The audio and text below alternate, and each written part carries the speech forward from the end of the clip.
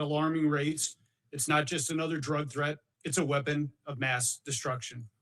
Measured in American lives lost every day, it's produced and distributed by transnational criminal organizations that have industrialized death for profit. The Sinaloa and Jalisco New Generation cartels, now designated foreign terrorist organizations, are driving this crisis. They operate as a global enterprise. They use sophisticated supply chains, financial networks, and technology to move poison into our communities. They are well-funded, highly adaptive, and relentless. We have to be just as relentless in our response. And DEA is leading the fight. We're taking the fight directly to these organizations with aggressive, intelligence-driven enforcement. Our focus is clear: target leadership, break their command and control, disrupt supply chains, hold accountable those who profit from the addiction and death, including the global networks that supply precursor chemicals to make fentanyl production possible. And we are delivering results. In one recent court, we seized hundreds of kilograms of fentanyl, multi-ton quantities of cocaine and meth, hundreds of firearms, and more than $11 million in U.S. currency. Across our fentanyl operations, we've made thousands of arrests tied to trafficking networks, seized millions of fentanyl pills, removed hundreds of kilograms of fentanyl powder from circulation. Those numbers translate directly into lives saved. We're also seeing an impact at our community level. In one city alone, targeted operations with our partners led to the reduction in violent crime of more than 1/3, and a significant amount of drugs and firearms taken off the streets. Drug trafficking drives violence. When we dismantle these networks, we're not just removing drugs, we're making communities safer. We're also focused on the financial side of this fight. We're going after the money, including the use of cryptocurrency and other tools that these organizations rely on to move and hide profits. Our reach is both global and local. DEA operates in 82 offices across 62 countries and maintains a presence of 26 field divisions with more than 200 offices here at home. This allows us to attack the problem from source to the street.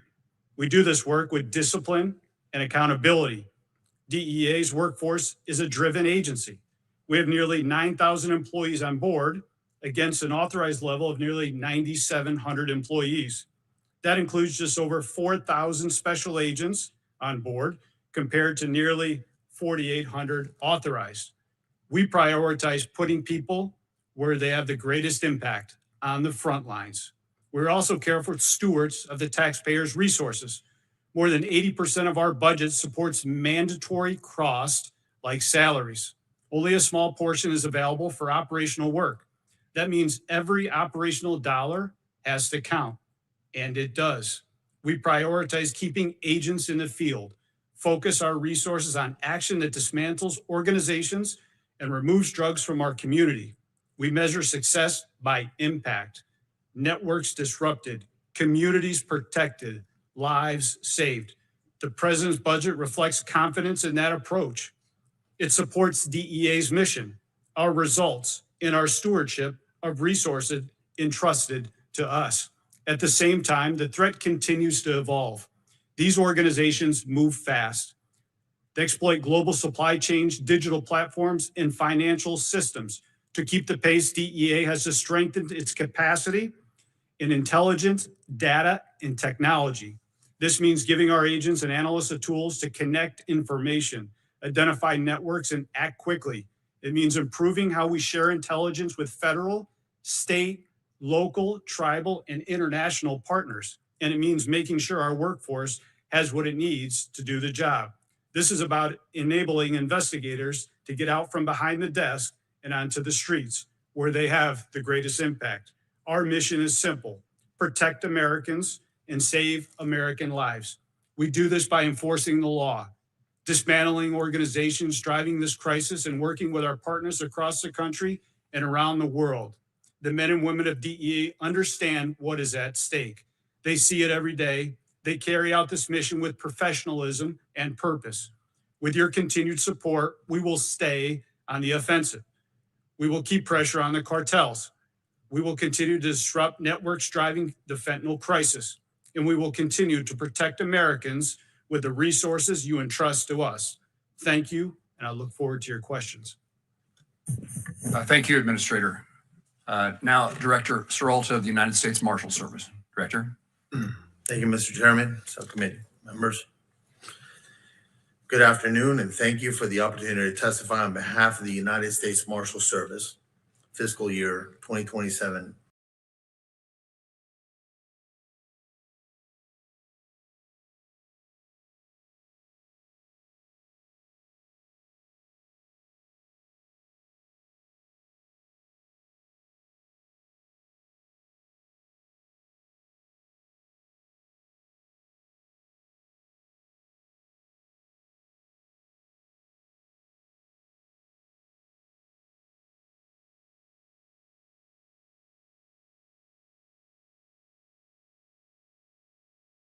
Of federal judicial protection, investigation, and enforcement with vast mission responsibilities such as witness protection and prisoner management as well.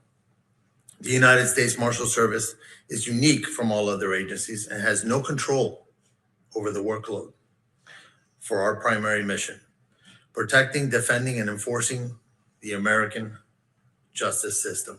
For example, we cannot control the number of threats to our protectees and the subsequent required protection details. Prisoners that enter our custody cannot be controlled. How many federal witnesses we protect, or how many judicial proceedings are held each year. We're excited to work with you in advancing the United States Marshals Service forward in fiscal year 2027. This will require increases in personal equipment for critical safety needs. Our total budget request for nearly $5.2 billion includes, God bless you, $2.2 billion for salaries and expenses, $15 million for construction, and $3 billion for federal prisoner detention.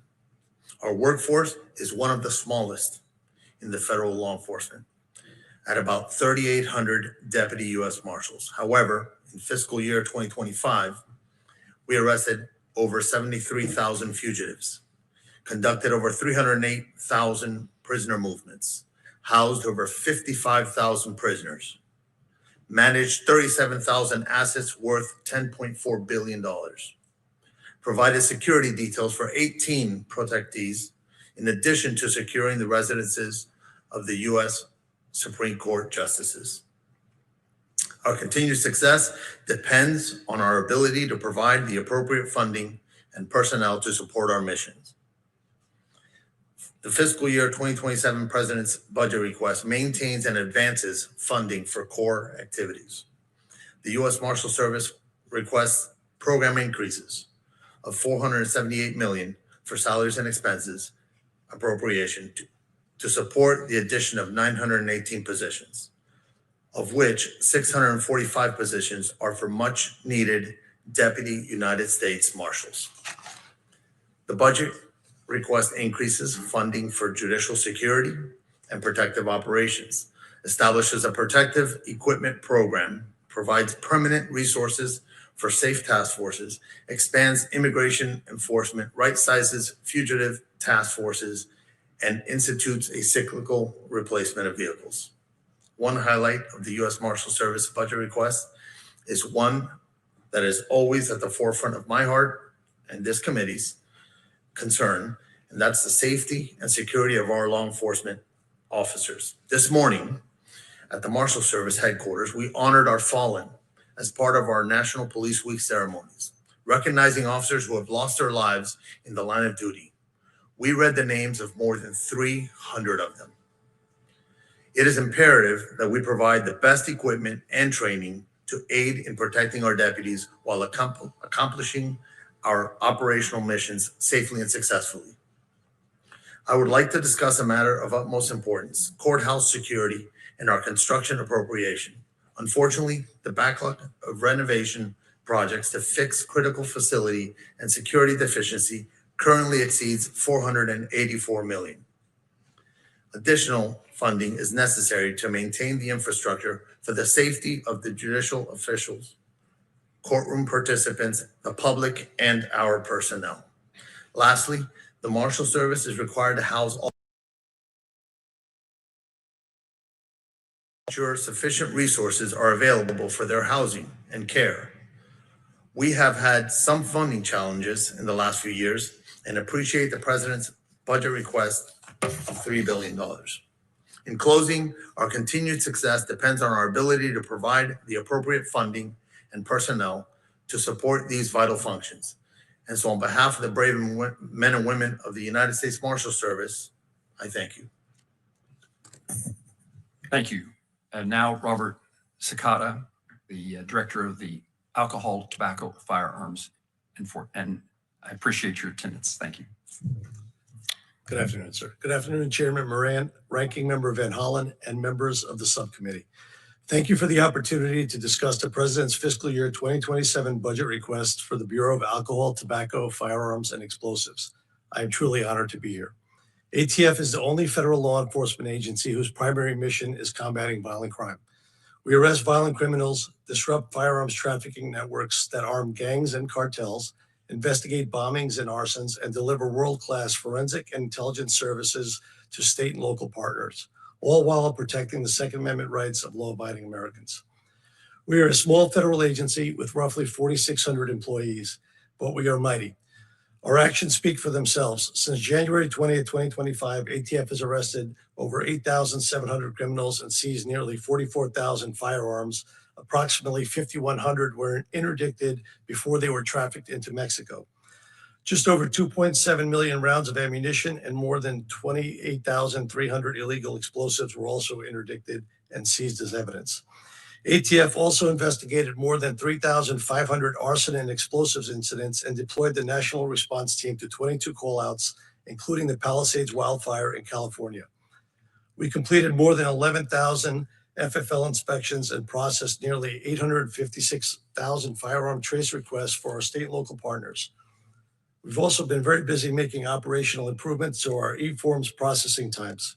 Between January 1, 2026 and April 14, 2026, ATF received more than 1 million e-form applications and finalized nearly 924,000 of those applications. Today, we are on track to hit a new record. By the end of May, we will have processed as many e-form 1 and 4 applications in 2026 as we did in the entirety of 2023. We have done all of this while cutting e-forms 1 processing times from 47 days to 42 days, and cutting e-form 4 processing times from 230 days in 2023 to just 12 days today. The funds Congress has appropriated to date have allowed ATF to make a tangible difference in communities throughout the country every single day. ATF provides critical services to state and local law enforcement at no cost, including firearms tracing, ballistic intelligence, and forensic laboratory examinations involving firearms, arson, and explosives. These capabilities are central to identifying shooters, disrupting trafficking networks, and solving violent crime. ATF is grateful for this funding and has achieved a tremendous result, but without adequate investments by Congress, these results are not further sustainable. That is what makes the President's FY27 budget request for ATF so important. It totals $1.652 billion for salaries and expenses with 4,749 full-time equivalents. It is what ATF requires to sustain our mission. Notably, the administration's budget includes 2 program enhancements, $7.8 million for NIBIN and $25.8 million for combating gun violence. The NIBIN enhancement will enable ATF to replace aging ballistics imaging equipment and expand correlation services to additional sites. This would ensure timely investigative lead generation, allowing law enforcement to identify and apprehend violent offenders more effectively. The combating gun violence enhancement will enable ATF to add 86 positions, including 60 special agents, to support the expansion of firearms trafficking task forces along the southwest border and increase ATF's ability to identify, disrupt, and dismantle cross-border smuggling operations. If enacted, the administration's budget will enable ATF to sustain core capabilities, modernize critical infrastructure, and continue providing and expanding access to services for law enforcement partners, allowing us to continue focusing on our unique mission of combating violent crime. The Senate has been a staunch supporter of ATF's mission. I'm deeply grateful for that. I look forward to continuing to work together. I thank you all again. I look forward to your questions. Director Sakata, thank you very much. We'll now begin with a round of questions, and I'll begin with you, Administrator Cole. I just returned from a visit to China, where in conversations with Chinese leaders, we again push the issue of precursor chemicals and their import to Mexico and ultimately the drugs to the United States. I've also been to Mexico and met with the leadership there to encourage them to discourage China from continuing to import those precursors. What's the DEA? What are you doing as the administrator to engage those foreign partners in China as well as other places, India, for example, to break down this supply chain? Senator, thank you. And DEA is laser focused on targeting and disrupting the supply chain out of China as well as in India. We've held 2 bilaterals this year with Chinese officials, one at DEA headquarters and the other one at our Rocky Mountain Field Division. We continue to work on the ground in Beijing, China with NCB, the National Control Board in China, as well as MPS, the Ministry of Public Safety. We continue to stay engaged. We continue to target the Chinese organizations that are sending this precursor chemicals into Mexico for the manufacturing of fentanyl to come across our border. We will continue to stay on our front foot. We will continue to target. We will continue to work with U.S. Ambassador David Perdue on the ground in China, who's been a tremendous advocate on the ground, not only for all federal law enforcement, but for protecting American citizens in our country from this danger of the precursor chemicals that continue to flow into Mexico and into Colombia. Trader, how do you evaluate the interest, the willingness of the Chinese officials and other foreign countries, their leadership in actually assisting in keeping the precursors out? And at the ground level, we're working extremely well. I think there are still barriers that are in place. I know the president's visit this week will be fruitful as we continue to stay on the offense when it comes to protecting Americans to this precursor chemicals that continue to flow into Mexico and China. The Mexican authorities have stepped up their game with bilateral cooperation. I think everybody at this table has seen an increase in the cooperation with Mexico, but we need more. We can only determine the effect when we start to see the decrease in Americans that are dying at the hands of this poison that is coming out of Mexico, but is being fueled by China and India. Thank you for your efforts, and I look forward to results. Director Serralta, you are the second U.S. Marshal I ever met in a visit to Florida when you were in the District of Florida, and I appreciate the hospitality you extended to me, 3 years ago or so, as I tried to learn about the Marshals Service in this capacity I hold on this committee. You mentioned infrastructure at courthouses. I've taken an interest over the years in the Commerce, Justice, Science Subcommittee, working to provide additional resources for judiciary security. And that has included security operations, courthouse security, protective details, and threat response capabilities. We've also worked to provide legislation so that information can be removed from websites regarding members of the judiciary and their families. You mentioned another aspect of this in your testimony, and that's about infrastructure. I leaned back to my staff to ask if this necessarily think we did, but we do because it comes out of your budget. So I want to give you the chance to highlight, for me at least, what's the current circumstances that our judges and court officials face in regard to threats? And if you want to re-highlight for us the things that we might do to be helpful to make their persons more secure. Thank you, Senator Moran. It was a pleasure to have you in Florida. I hope to do that again sometime. You did that never knowing that you were going to be the director of the U.S. Marshals Service. I did not know that. Correct. So our judicial security protective operations is is due to with the president's budget, to have an increase of $34.6 million. And that's going to strengthen and expand the protective operations mission by adding more dedicated teams and allow the USMS to surge resources when threats necessitate enhanced judicial security. But you bring about the question about the construction backlog, which I mentioned in my opening. The construction backlog is $484 million, and that includes 30 million of it for prisoner elevators.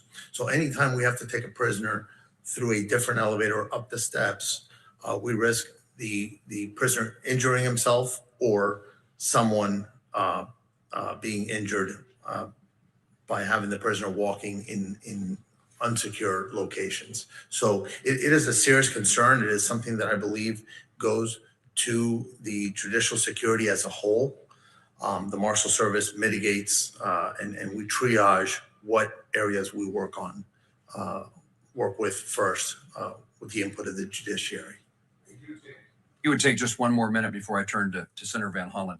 What threats, what's the significance of the threats members of the judiciary and their court officers face today? Is it changing? So for the last several years, there's been an increase in threats. Any threat that is a viable threat to a judge, to us, is serious business. It's something that we will investigate and arrest individuals and seek prosecution on. So there has been an increase in threats. It's been over the past several years, and it's fueled primarily by social media, where folks can be brave on the internet, yet when we go meet up with them, they're not so brave. Thank you. Senator Van Hollen. Thank you.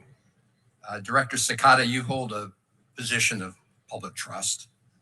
You agree that you should lead by example and be held to at least the same standard of conduct as you expect of ATF agents. Yes, sir. And would you agree that if one of your agents was unable to perform his or her duties because of excessive drinking, you would need to take corrective action or disciplinary measures? Yes, sir. Director Serolta, same question for you with respect to the U.S. Marshals Service. Do you agree with the responses from Director Cicada? Ranking Member Van Hollen, that would be correct. I would do that after a thorough investigation by our internal affairs. Administrator Cole, same question to you with respect to the DEA. Yes, sir. I would echo what Rob and Gaddy have said. After a thorough review by our OPR, Office of Professional Responsibility. Yes, sir. Director Patel, do you agree with these three gentlemen? Yes, sir. The FBI. So you agree, Director Patel, that if one of your agents was unable to perform his or her duties because of excessive drinking, you would need to take corrective or disciplinary action. You agree with that statement? We would implement the inspection review process, just like these other agencies have their own internal investigations, and complete that review. As I said in my opening remarks, I really don't care about your personal life so long as you are able to perform your public and official responsibilities, which are awesome responsibilities. Multiple reports, including reporting by The Atlantic, have alleged episodes of excessive drinking, unexplained absences, and behavior that concern current and former FBI and DOJ officials. You have publicly denied those allegations and filed a defamation lawsuit. So today, as you testify before Congress, is it your testimony that those allegations are categorically false? Unequivocally, categorically false. So there have been no occasions during your tenure when FBI personnel were unable to promptly reach you? Absolutely not. You can ask my entire workforce. They hear from me at every single hour of the day, as do these great gentlemen here, as do the men and women of the interagency and state and local law enforcement and the White House. And so there have been no occasions when your security detail had difficulty waking or locating you. Is that right? Nope, it's a total farce. I don't even know where you get this stuff, but it doesn't make it credible because you say so. I'm not saying it, Director Patel. It's been written and documented. You are literally saying it. No, I'm saying that these are reports, Director Patel. No, And unlike I your will baseless say, reports, Director the only person that Patel- was slinging margaritas in El Salvador on the taxpayer dollar with a convicted gangbanging rapist was you. You know, The only person that ran up a Director $7,000 bar tab in Washington, D.C. at This the lobby bar suggests to me- was you. So this the only suggests individual to in this me that room the that has been allegations are drinking on true. taxpayer dime during Are the you day polygraphing? is you. Director Patel, come on. These are serious allegations that were made against you. They're in a allegations lawsuit are that you false. filed. You drinking margaritas with a gangbanger Actually, is true and on it just video. goes to show you You running a this $7,000 goes- bar tab at the lobby bar Director has Patel, been filed by your own this office. goes to drink show, during the day. That's Chairman, you. Mr. This is the Chairman, ultimate example of Mr. hypocrisy. Chairman, I will not be tarnished by baseless allegations let me and ask fraudulent statements questions. from the media. the fact that you mentioned that indicates you don't know what you are talking about. Now here, The Director only thing I Patel, know is you're the one drinking Direct- margaritas with felons. actually, that's a false statement. And I'm asking you about your statements. I've answered that. And I'm asking you about a particular report. And It's it- not a your report. testimony is, so let me ask you this. Are you willing to take the test that it's called the audit test that members of our active duty military and others take to determine whether they have a drinking problem? I'll take any test you're willing to take. I will take it, Director Patel. I'll take it. You ready to take it? Let's go. Yes or no? Let's go. Side I'll by take it. side. I'll take it. All right. I think that the fact that you're so, have you ordered polygraph tests of members of your team to determine how that story came about? The FBI conducts polygraph tests all the time. No. Have you ordered polygraph tests for members of your team to determine who was the source of the stories that I'm asking you about? I don't order any polygraph tests. There's an internal inspection review process for any and all leaks, especially of baseless information at the FBI that's been in place for the last 30 years. Those processes are followed by career intelligence and agents on the ground. So I'll take that as a yes, since you said that these were unauthorized disclosures. I have another round of questioning regarding your firing people who were important to gathering intelligence with respect to Iran, but I'll wait for my second round. Thank you. Thing. Senator Collins, we're pleased to have the chairwoman of the full committee with us. Thank you very much, Mr. Chairman. Director Patel, the proliferation of illegal marijuana grow houses connected to transnational criminal organizations originating in China is an ongoing problem in the state of Maine. A DHS memo in 2023 estimated that Maine had as many as 270 Chinese-backed illegal marijuana operations, producing up to an estimated $4.3 billion in illicit revenues. Since then, thousands of pounds of illegal marijuana have been seized, primarily because of the tireless work of our Maine sheriffs and local law enforcement in Maine. One other side effect of these illegal grow operations is they usually destroy the houses in which they're located, which exacerbates the housing shortage in my state. Last year, you testified that the FBI would be sending more resources to the field, specifically to Maine, to combat these dangerous operations.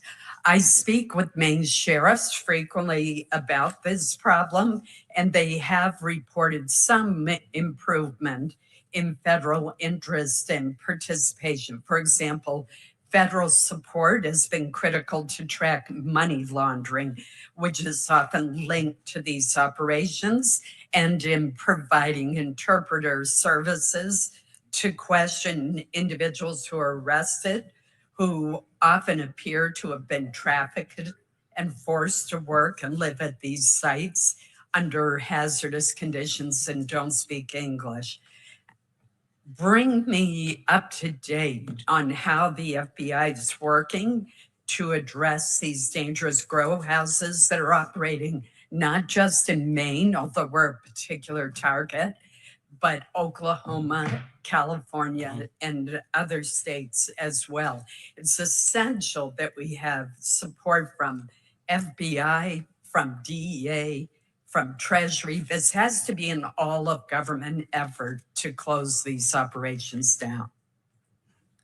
Senator, I couldn't agree with you more. And what we did since you and I we've spoken in between you last year in this hearing, but the HSTFs that we stood up, the Homeland Security Task Forces that we stood up in 59 locations across the country, co-led by DHS and FBI, have specifically targeted the marijuana grow house operations, especially tied to the Chinese. There's two problems there. The Chinese nationals that are doing most of the criminal activity related to the grow houses have either severed ties or covered their tracks very well, and has led us to be unable to determine their direct connectivity. I'm not saying it doesn't exist back to mainland China. That's kind of their MO on how they do, whether it's grow houses or any other criminal activity. So what we're doing with the HSTFs is reverse engineering those programs, taking down the grow houses, whether they're in Maine or Oklahoma, and tracing their banking records and their financial statements to see what we can do with the sanctions program overseas and shut down the financiers of these operations. Do we know where the money is going to? Some law enforcement officers in Maine believe it's tied to the fentanyl trade. Yes, ma'am. I believe, as these gentlemen will tell you, the money always goes back into the drug trafficking trade, into the drug traffickers' pockets. And so that we're not seeing, I'm not saying it doesn't happen, what we're not seeing yet is the money directly being shipped back over to mainland China and the CCP from these grow house operations. I would encourage you to even increase your efforts even more, because this remains a huge problem in Maine, despite the valiant efforts of our sheriffs and local law enforcement. Administrator Cole, could you provide an update on DEA's efforts in this area? Yes, ma'am. Yes, Senator. And we continue to target those specific marijuana traffickers in Maine. As of recently, we had executed 44 search warrants in reference to Chinese underground marijuana houses, seized about 32,000 marijuana plants, over 500 pounds of marijuana. And as we continue to trace the Chinese underground banking system, where the funds are being fueled, as the Director Patel had said, they're often using crypto as the instantaneous transfer of wealth. And what that requires our skilled investigators to do is to pull those findings off the blockchain, but to specifically look at 1, 2, and 3 tiers removed to help identify exactly where those illicit gains are going to. We continue to stay on the offensive. Recently, with our Bangor main office, we've identified up to 250 potential locations where this is occurring. So this is ongoing cooperation with our state, local, tribal partners and our federal partners, not only through our efforts, but the efforts of the Homeland Security Task Force that has come together. We will stay on the front foot. We will continue to target and investigate and bring them to justice. Unfortunately, they are embedded, which requires long-term, complex conspiracy work to continue to eradicate not only the poison of the narcotics, but the environmental dangers that they bring to these grow houses. So we will continue. We will keep you posted, Senator. My team is happy to follow up with your team to give you progress and update reports. Thank you. What I have found is a lot of time, constituents who live near these houses know what's going on. I mean, all of a sudden, the windows are covered. They see people going in and out at odd hours. They can. These are not the licensed operations that are legal in Maine. These individuals are not following any of the rules, and they are operating illegally and causing tremendous harm. The fact that your latest reporting shows that there's still 250 houses, and that's probably an underestimate, it shows how incredibly serious this problem is. And again, think of the affordable housing crisis in Maine, in Oklahoma, and other states. these are houses that become uninhabitable because of the amount of black mold that is usually inside of them. So I hope you will continue the task force effort, because this really requires an all of government approach. Thank you. Thank you, Mr. Chairman. Thank you, Senator Collins. Senator Shaheen. Thank you, Mr. Chairman, and thank you to each of our witnesses for being here today. Director Cole, I'd like to begin with you. And I'm very pleased that the New England Drug Lab, which is located in Londonderry, New Hampshire, has now opened, not officially, but soon. And it's soon going to start processing samples.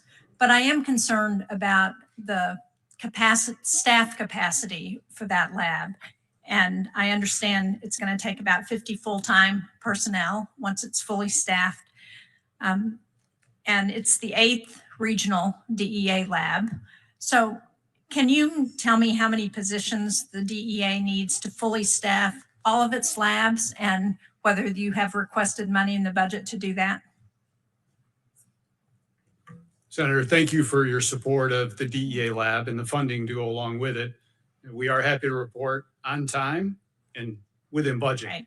Two things you often don't hear in government, but on time and within budget. We are looking forward to being the subject matter experts and building that capacity there. Chemists, fully on board. We are ready to go. We are currently hiring the fingerprint specialists that are going to be required, but we're committed to have that lab fully staffed to service the men and women of local, state, and tribal law enforcement as they continue to identify new synthetic strands of opioids that continue to arrive in the United States from Mexico that are being fueled by China.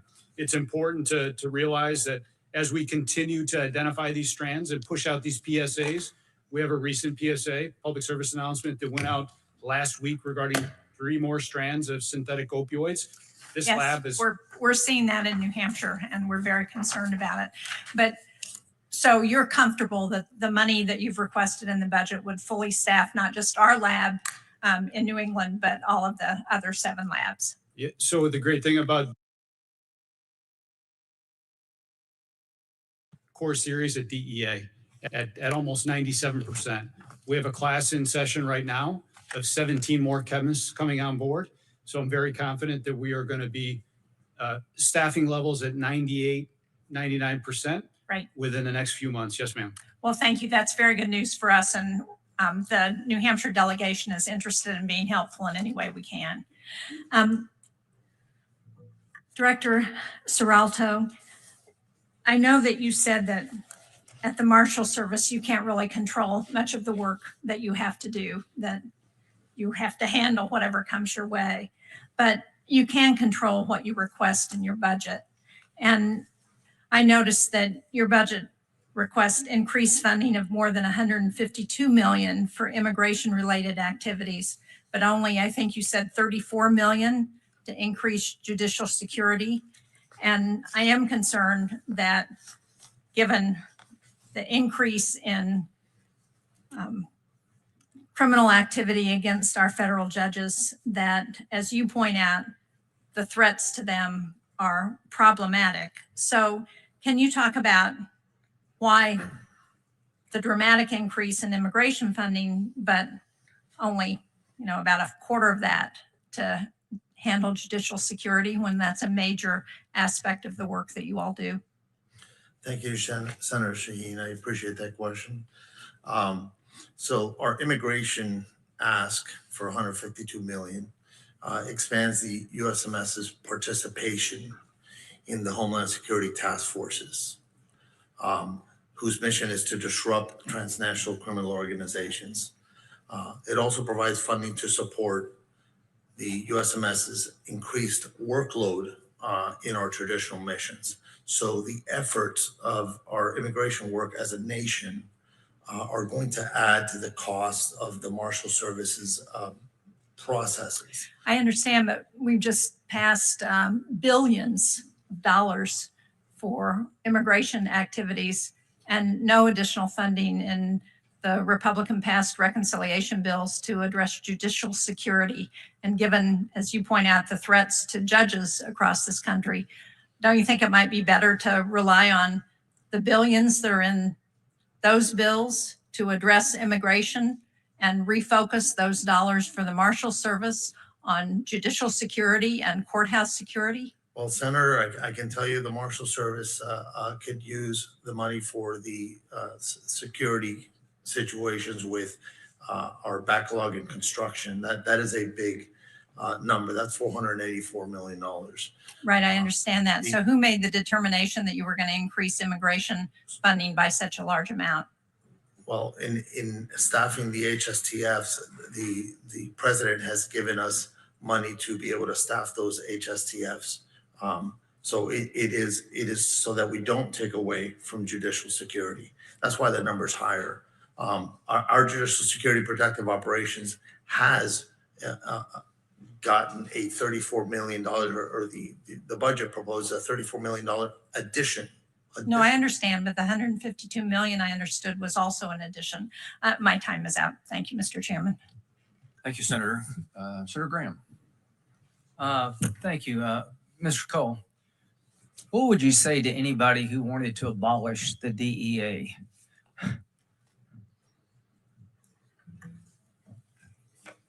Well, I would have them take a look at our direct workflow currently, where last year we seized close to 757 million fentanyl pills in the United States, close to $900 million in U.S. currency that came from drug traffickers.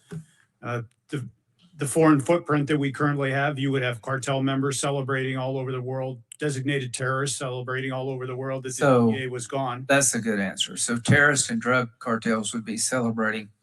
So I just want to say to the men and women of the DEA, thank you. I think you make our lives eminently safer. You're doing things that most of us wouldn't want to do in the shadows. So I just wanted to get on the record my view that you perform a very important function.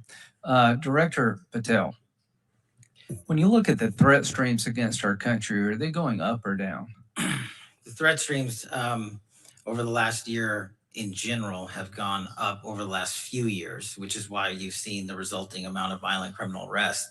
If we're arresting 44,000 people, which is twice as many as the year before, that's because there's a lot of violent criminals running around America. But the good news is that the FBI, along with these men and their agencies, are doing the work and arresting people at record levels: gangbangers, narcotics traffickers, sex traffickers, terrorists, and those that pose the greatest threat to our national security. During the Biden years, they say 11 to 15 million illegal immigrants came into the country. Are you familiar with that reporting? Yes, sir. So what are we supposed to do? Just ignore it? Well, you don't want to ignore it, do you? not at the FBI, no, sir. Good. I mean, if you had 11 to 15 million people coming in illegally, you'd want to push back. Do you agree with that? Absolutely. We have pushed back. Actually, we've reduced violent crime in every one of our 50 states by an average of 10 points.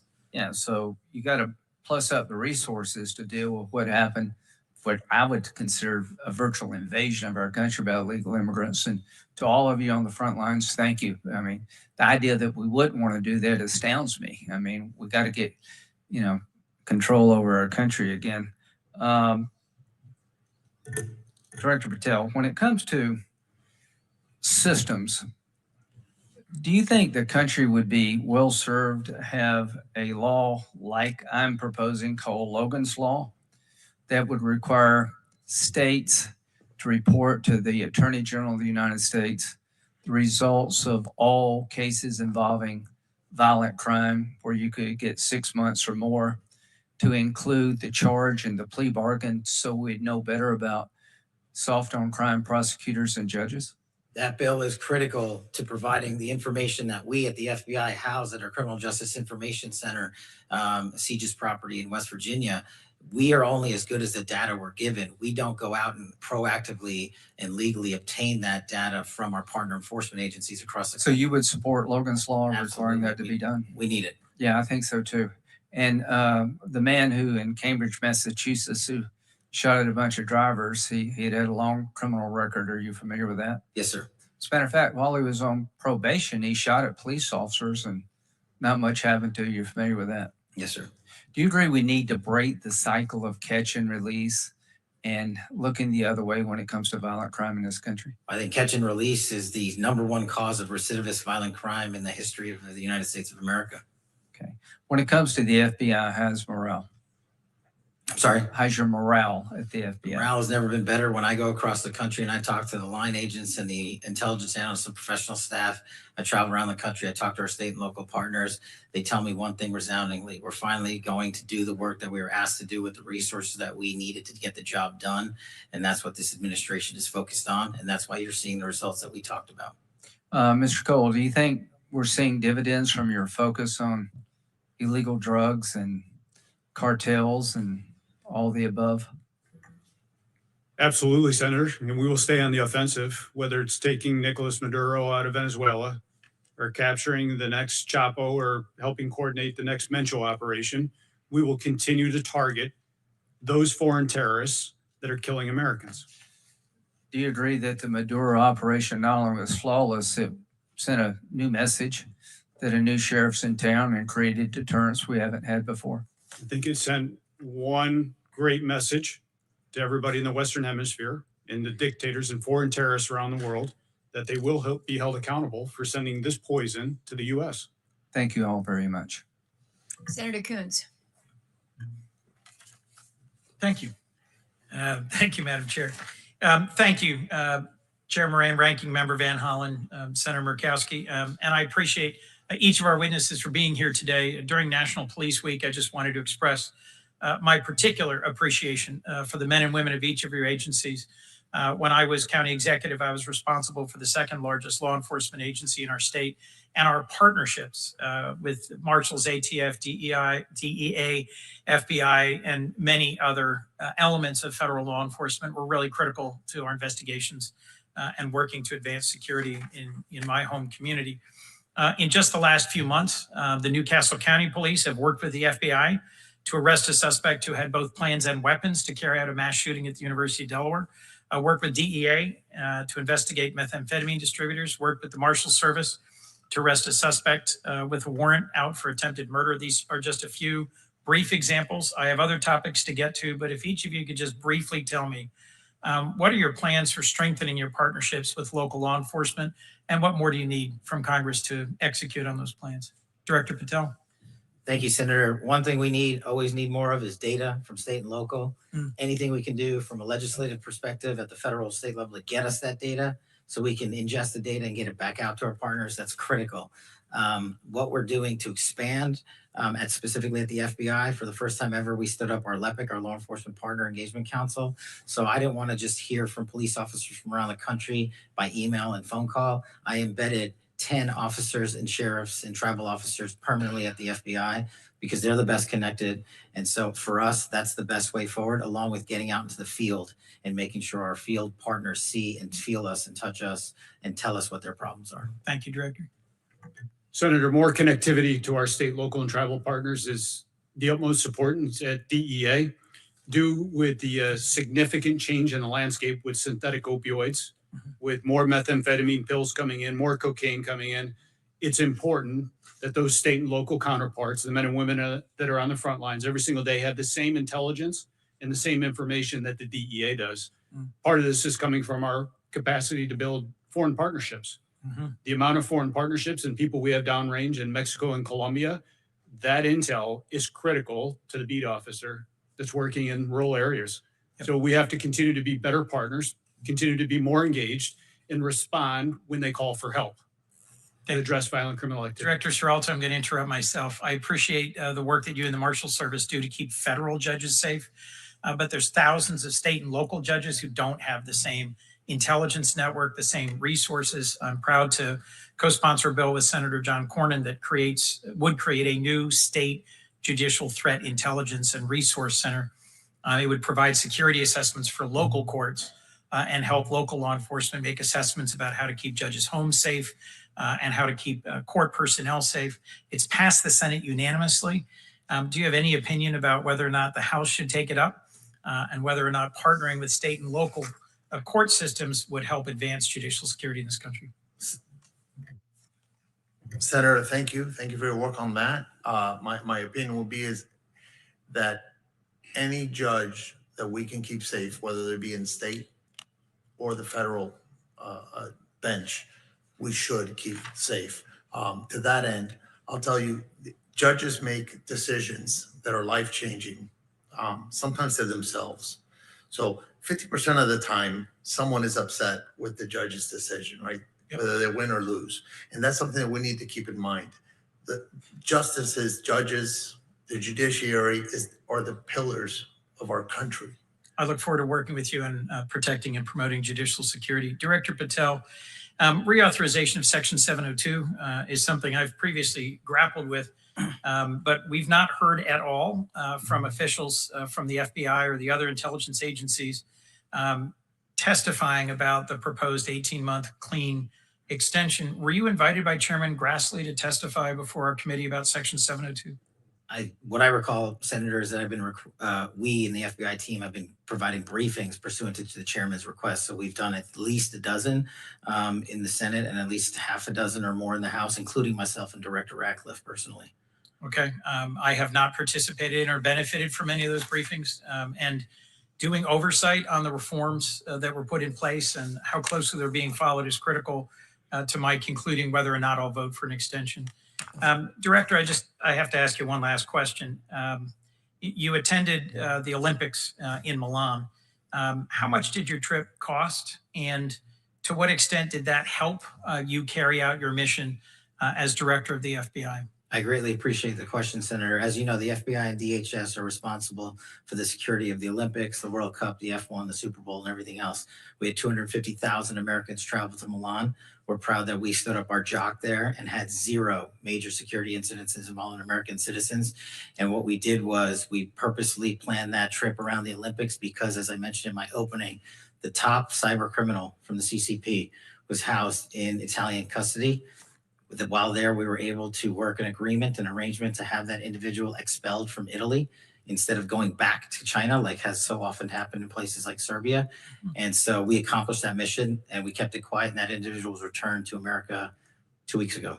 I was concerned that just before we went to war with Iran, a whole group of FBI agents were terminated, about 10, who were reportedly analysts with expertise in handling Iranian counterterrorism, fluent in Farsi, long experienced.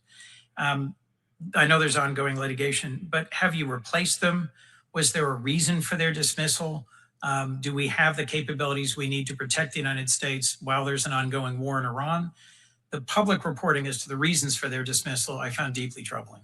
Well, as I've addressed earlier, I don't believe the public reporting is accurate. What we did do for the first time in FBI history is stand up the Iran Threats Mission Center that is housed inside the FBI with our Iran experts, including intelligence and analysts and agents.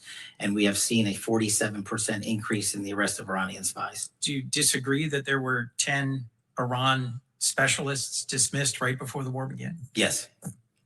Senator Hagerty.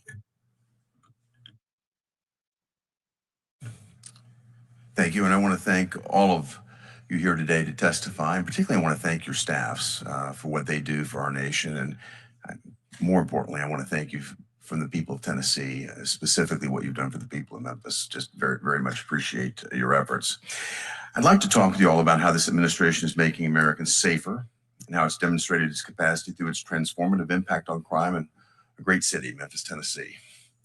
Memphis boasts a rich cultural history, wonderful people, and community leaders that are dedicated to their city. It's a hub for major logistics and medical device manufacturing, and it's now also home to advanced technologies like XAI. But it's been troubled by serious violent crime. Director Patel, I remember in December of 2024, we had a conversation about how Memphis needed an all-hands approach to deal with this situation. And I asked you at that point, when you were contemplating coming in to run the FBI, if we could get help from the world's most sophisticated law enforcement agency to revitalize the city of Memphis. And you were overwhelmingly supportive of that. And I can't tell you how much I appreciate it. In fact, I was so honored to host you in the spring of 2025 in Tennessee as we let unfold the plan that would actually help rescue Memphis. And it later became the Memphis Safe Task Force, but it started out under the radar with the efforts that you put in place. And I thought I would just get you to expand for the benefit of this committee, the efforts of the task force, how it was ultimately supported and how it laid the blueprint for, again, becoming the Memphis Safe Task Force that we've seen today.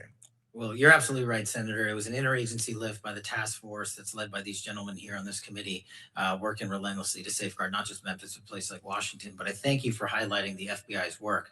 Before the task force was stood up, the FBI launched Operation Viper and Operation Summer Heat.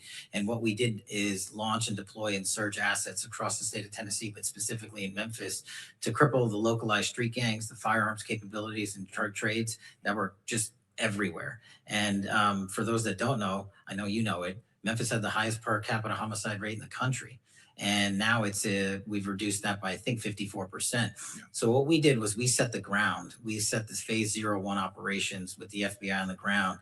And thanks to the brilliant leadership of Director Serralta and the President's task force, we completed that mission. We're doing Operation Viper in 24 separate states because we want to replicate what we did in Tennessee to everywhere else. And so we're welcome to partner up with anyone that wants to replicate that. I applaud that. I just like to say, though, I've seen the great success and I know more to come, but to make certain that it's permanent, Director Patel, I want to make certain that you've got the resources and the flexibility that you need from this committee to make that happen. Anything that you'd like to advise us, you'd like to see to achieve that objective? Well, thanks to you and the leadership in Tennessee, we just opened up our new office in Memphis to permanently assure the citizens of Tennessee that we're not going anywhere. And the budget request enhancements that we've put in place will allow us to hire the agents that we need to fill those billets across the country. Yeah, that's a nice reversal from previous policy. Thank you. And thanks for all of the effort. Director Serralta, I'd like to turn to you. Certainly things didn't stop with the FBI's crime task force. That effort laid the groundwork for the president to issue an executive order establishing Memphis Safe. Director, given your direct involvement, can you walk me through the results of Memphis Safe Task Force from your perspective and where you see it going from here? Thank you, Senator. Thanks to your support and that of your colleagues and local government there as well. It's been highly successful. So the president's decisive action in Memphis proves that when federal government partners with local government leaders, we can turn the tide against failed experiments in criminal justice reform and make America safe again.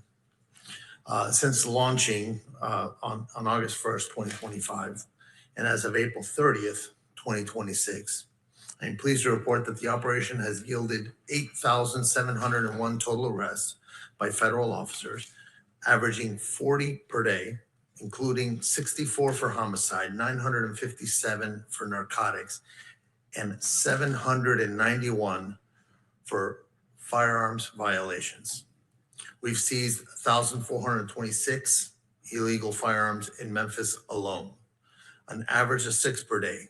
That could have fueled more shootings, assaults, or worse in that city. I'm looking actually at one of the records. We had a daily report on this, and I would commend this to my colleagues. This is amazing work that you're doing. Thank you, Director. I hate to cut you short, but I just would like to ask you one other question. It's a glaring example to me when you have cooperation from a state, from a city, what can happen, and the results that you just went through, dramatic improvement. Rather than calling our law enforcement Gestapo, like we've heard in some other parts of America, we've embraced the help, and the results have been dramatic. And I'd just like you to share with us the response you've received from the people of Memphis. So it's 31 agencies working together. That includes state and local and federal. And the operation has had significant positive impact on the lives of the Memphis residents. The city residents and visitors are now visiting the downtown area. Local businesses are rallying back. There's been large-scale public events have also shown improved safety outcomes. That was demonstrated in December with the St. Jude Marathon, which hosted about 22,000 runners, and not a single burglary was reported that day. And that's different compared to other years. Perhaps the most telling is one of our special assistant United States attorneys recently reported that a traveling emergency room doctor expressed his appreciation for what the task force has done. He said that in recent years past, he would have approximately 3 to 5 gunshot wound victims per shift. And now he sees an average of 1 gunshot victim every 3 or 4 shifts. So Dramatic. we've made an amazing impact, and the fiscal year 2027 President's budget request includes a vital program increase for us, $76 million for 200 positions. This is to have that staying power that you were talking about earlier with Director Patel. Thank you, Director Sralton. I just want to say again, I want to thank all of the employees of the 31 agencies that have made Memphis safe again. It's an example that I hope my colleagues here on the committee will look to and say this is a true example of where cooperation can make a difference here in America, and you have transformed a city for us. Senator Murray. Thank you very much. Manners. Thank you for joining us, Vice Chairwoman, No worries. and I appreciate your presence. Thank you very much, Mr. Chairman. Director Patel, I want to start by recognizing important work by the FBI to crack down on fraud. In one case, the FBI helped bring justice multiple former business owners who orchestrated a $205 million Medicare fraud scheme on the American people. And those business owners filed nearly 1 million false claims for services that they never provided any patients, literally stealing from American taxpayers and preying on vulnerable people who were suffering from Alzheimer's and dementia and substance abuse. But thanks to the FBI, those crooks were held accountable. So I just wanted to ask you today if you would pass along my gratitude to those FBI agents for their tireless work bringing those criminals to justice. I will, ma'am. The fraud work is often overlooked, and I greatly appreciate that. And very important. But I do have to say, unfortunately, President Trump, the guy who says he's going after fraud, granted this man, Lawrence Duran, clemency last June. He was set free and let off the hook for the $87 million he owed in restitution. And Trump granted clemency to Duran's business partner last February, cutting well short her 35-year prison term. He literally undid the important justice work the FBI served and let fraudsters off the hook. And I find that deeply disturbing. With that, I want to say, I want to take a moment to reiterate the important role of DOJ law enforcement in keeping all of us safe. Those agents and deputy marshals are absolutely critical to making sure public safety and solving crime. But I worry that instead of pursuing these child abusers or terrorists or drug traffickers or other criminals, you have our agents spending time carrying out Stephen Miller's mass deportation agenda and harassing families and children. I want to ask you, Director Patel, how many FBI agents have been reassigned to work on immigration enforcement? No one at the FBI has been reassigned to work solely on immigration, ma'am. Well, I would differ with you because according to the Cato Institute, more than 2,000 FBI agents were reassigned to work on immigration enforcement in 2025. By the way, it's not just the FBI. More than 2,000 agents from the DEA, more than 600 from the Marshals Service, and more than 1,000 ATF agents are spending their time on immigration enforcement. That has really pulled critical, highly trained assets off of work to keep our communities safe from drugs and guns and other threats. And I find that deeply disturbing. Now, Director Patel, I want to ask you about a number of extremely troubling stories recently about your leadership and temperament and what's happened to the FBI with you at the top. And in response to all the concerns about your leadership, instead of righting the ship, you've taken to polygraphing your employees to scare them and attempt to rat out leakers. There are reports that you're using FBI resources to investigate journalists for reporting what's going on. And that is absolutely not what this committee intended when we funded the Bureau. So can you commit to this committee today that no agent hours have been pulled from other work like counterterrorism or violent crime investigations to work on matters related to negative press about you or your personal lawsuit? Senator, I greatly appreciate the question. And I can tell you unequivocally, this FBI is targeting and investigating no journalists. This FBI is targeting no journalists. The Obama and Biden administrations targeted dozens of journalists, sent out 1,200 interviews. I didn't ask you about the Biden administration. I asked Well, if you can commit to this committee that no agent hours have been pulled from other work. we have not done so.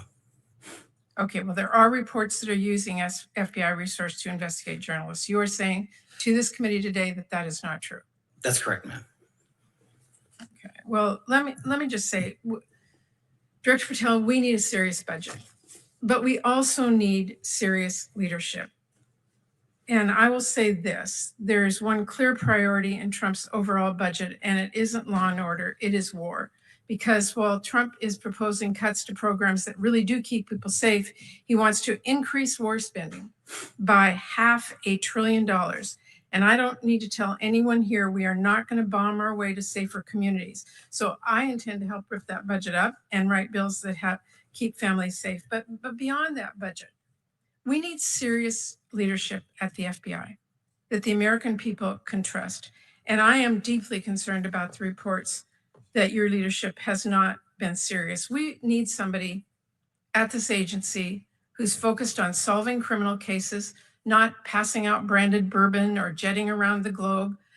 Your job is to be reachable. And I know Senator Van Hollen asked you about this, but I gotta say, if you wanna pass out liquor or pop bottles in a locker room, stick to podcasting, leave law and order to people who really do care about justice and appearances. That is really critical. And it's what I am really deeply concerned about, and so are many people.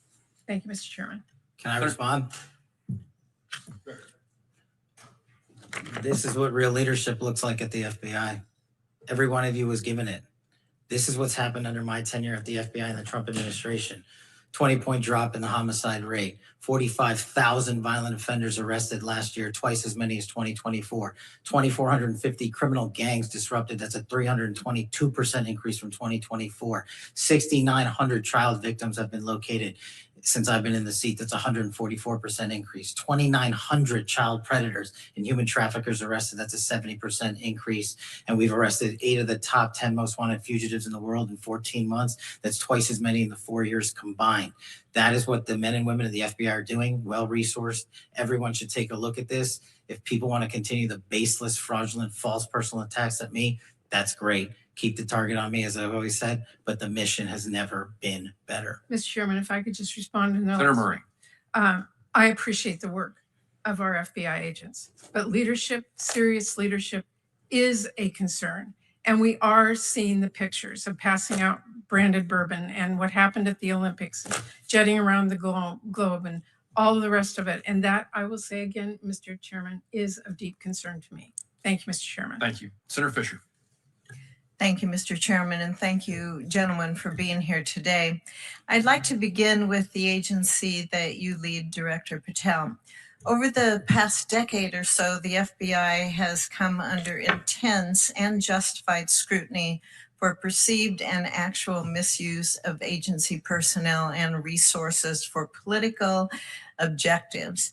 Director Patel, what steps have you taken to refocus the Bureau to its core missions of counterterrorism and counterintelligence on federal law enforcement and on criminal justice? Thank you, Senator. I think the weaponization of law enforcement that you spoke of was caused by the centralization of the FBI in the National Capital Region. What I mean by that is, before I got in the seat, over 1/3 of the entire FBI workforce was located in the National Capital Region. When I got here, I put 1,000 agents into the field permanently. Every single state got more agents than they've ever had. Behind that, I sent 300 intelligence analysts into the field permanently. Behind that, I sent 500 support staff and program managers into the field permanently. And that's only CONUS. We've also expanded our overseas footprint. So decentralizing the bureaucracy of Washington, removing the red tape in the bureaucracy, putting agents in the field in Nebraska and everywhere else is how we're getting the mission done. And no one at this FBI is allowed to politicize or weaponize law enforcement. If you do, you don't get to work there anymore. Thank you. We all know that our country faces mounting and increasingly complex threats to our homeland from foreign adversaries and domestic operatives who are acting on behalf of these malign foreign interests. These adversaries have seized on several recent global conflicts to try and undermine America's geopolitical interests by sowing fear and dissension here at home. The FBI is tasked with investigating foreign and domestic threats to the United States. Director, can you tell us How is the Bureau coordinating with other federal, state, and local law enforcement agencies, other members of the intelligence community, and the military to monitor and mitigate threats to our homeland? What we've done specifically with the Homeland Security Task Force in 59 separate locations is bring in every single agency into one roof and centralize the collected intelligence that they all piece together with their state and local partners. That's critical to the mission set. We've also done things like stand up the C4, the Counter Coordination Fusion Cell in Southwest Arizona, specifically targeting the drug trade with embedded DOD on a DOD facility, on DOW facility. So we're leveraging all capabilities across the board. Our CI and CT work could not be stronger. We have 2,000 terrorism cases at the FBI. Our CI work has expanded, not gone down. As I've said, we've arrested 44% more espionage actors from China, Russia, and the DPRK and Iran alone. And we're doing that because the interagency, including the intel community, is finally providing us with ways to turn information and intel into evidence that we can use in a court of law. Thank you, Director, and please thank the members of the FBI Yes, ma'am. for me as well. Administrator Cole, from the Chinese precursor chemicals to the cartel-facilitated cross-border smuggling efforts, the global supply chain undergirding that illicit drug trade is posed a serious challenge for federal law enforcement. And the DEA and other federal agencies disrupting various aspects of this often opaque and disturbingly well-resourced network. Administrator, I was on a CODEL with the chairman of the subcommittee in China, and the precursors to fentanyl is something that we brought up to various officials in the Chinese government. Have you seen a change in the illicit drug trade in recent years, and especially with your time at the agencies? What are we seeing on the ground? At the ground level, the teams are working extremely well, not only in China under the ambassador's leadership, but as we continue to target the Mexican cartels, Sinaloa and CG&G, that receive the precursor chemicals, we need to make sure that we keep an eye on the northern border as well. We see more precursors coming into the port of Vancouver, coming into Canada, and the Canadians, with the Mexican cartels in country, has started producing and manufacturing fentanyl in Canada. In the last 2 months, there's been significant seizures of fentanyl in Canada.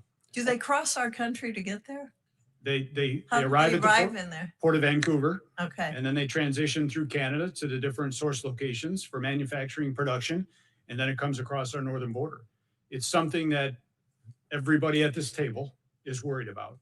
We continue to keep the pressure on China, on India, continue to target the leadership in the cartels, but very conscious of what's going on the northern border as well. Thank you, and thank you all for the work that you do. Thank you, Mr. Chairman. Senator Reed. Thank you very much, Mr. Chairman. Director Sakata, you've been neglected. I can't let that go. First of all, let me thank you for your, I calculate 20 years of service in the ATF. And prior to that, as a police officer in New York and Plainville, Florida. In Plantation, Florida. Plantation, close enough. Yep. But I want to focus on those devices which transform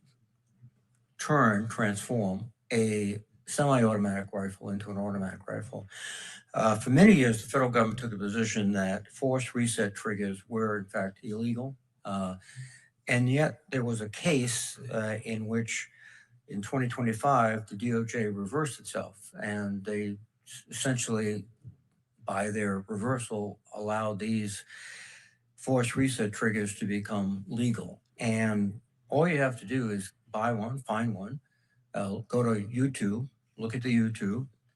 Takes about 2 minutes to put it in the weapon, and now you're firing at about 30 rounds in 4 seconds, which my experience, and I did professionally carry an M16, is that's an automatic weapon. What are we going to do to prevent these type of devices from getting out and raising the threat to the public? Good afternoon, Senator. Thank you for your question. I think just to stay focused on the topic of machine gun conversion devices, they come in all shapes and forms. Some referred to as switches, as they are sometimes put into semi-automatic pistols to convert from semi-automatic to full automatic, drop-in auto sears for rifles. And ATF has been dealing with an issue related to this for many, many years. The technology has made this proliferate much easier because many of these are either 3D printed now or manufactured in China and shipped to the United States by the container load in some cases. As it relates to the force reset trigger, I'd like to answer that question. That particular type of device was litigated and settled with the Department of Justice not too long ago. I won't be able to comment too much on that specific settlement with the Department of Justice, but it relates to the force reset trigger itself. There are many other types of devices that convert firearms to shoot from semi-automatic to full auto. What we are doing with our partners, state and local partners, our federal partners, and our agents, the devices that have already been determined to be drop-in auto sears, other conversion devices, they remain the same. This settlement relates specifically to the force reset trigger made by Rare Breed. And I think there's a misconception that this applies to all types of trigger packs that are out there that increase the rate of fire that do not operate in the same way that the force reset trigger made by Rare Breed does. So it's a very technical, nuanced matter. And our folks at ATF are asking our partners to initiate with us so we could actually examine these devices to see if they're under that settlement or if they actually fall into the other category. Yeah, the Washington Post reported that the ATF's chief counsel, Rob Leader, objected to the settlement and reportedly thought that, quote, the devices are dangerous and the classification as machine guns should stand. Did you or your predecessor object to the finding? And is Mr. Leader's objection sound? He's an expert in the law of machine guns. Yeah, I think, sir, that this is a matter that Mr. Leiter found to be a very technically nuanced issue in the way that trigger operates. It's a little bit challenging to explain here in this room, but I think if we were able to demonstrate the way they operate as compared to a switch like a drop-in auto sear, there's a clear difference, and I think that's where we found room for the settlement. Well, that Mr. I Leader participated in. I would suggest that you're looking at the wrong criteria, in my view, based on, again, carrying an M16. It's the rate of fire. It's not the construction of the sear or it's a trigger effect. And when you have a rate of fire of 30 rounds in 4 seconds, that's an automatic weapon. And I think that's the way you should characterize your weapons. If you need congressional support, please call me. If I may, sir, I think I understand where you're coming from, and the rate of fire, unfortunately, is not what the statute defines the machine gun by. So. Well, we should change the statute. So, thank you very much. Senator Brett. Mr. Chairman, thank you so much. I want to thank all of our witnesses for being here today. Director Patel, I'd like to start with you. I want to just highlight some of the great work that the FBI has done in Alabama. So over the last year, we have seen the Bureau oversee the arrest of 1,187 criminals. We have seen you seize 31 kilograms of cocaine and over 3 grams of fentanyl. If you look over just the last 4 months alone, you have arrested 152 criminals, 15 of which have crimes related to human trafficking or crimes against children.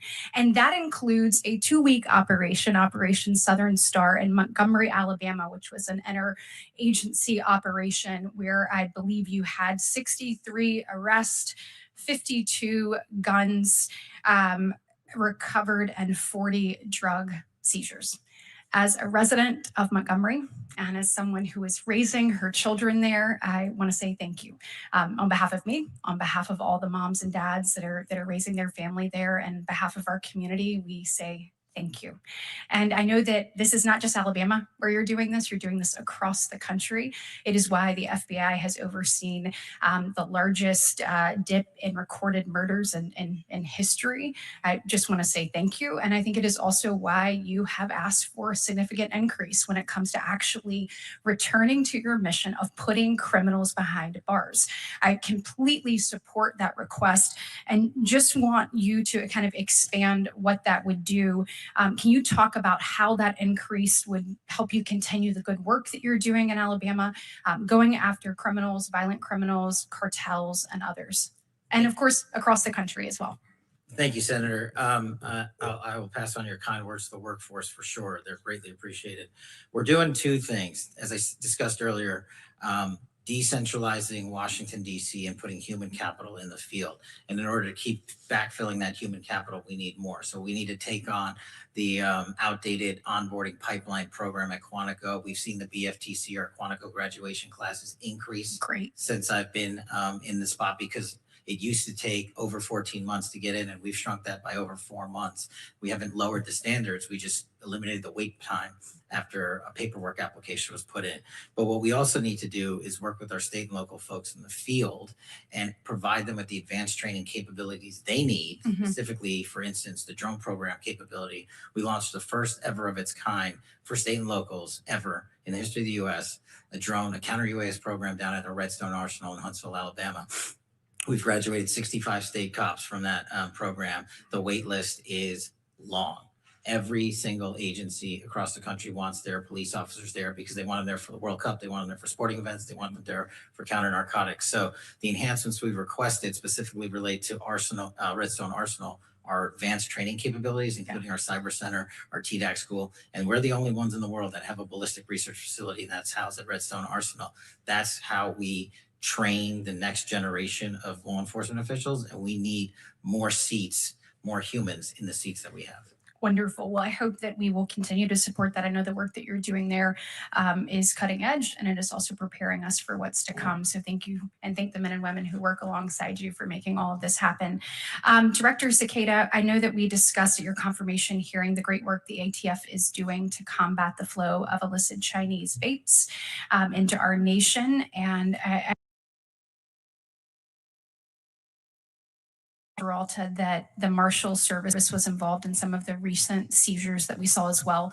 These unsafe products target kids in many instances, and I think we have got to put a stop to this. Can you discuss how you think that your budget request for these agencies is going to allow you to enhance your efforts in these space and get these off of our streets?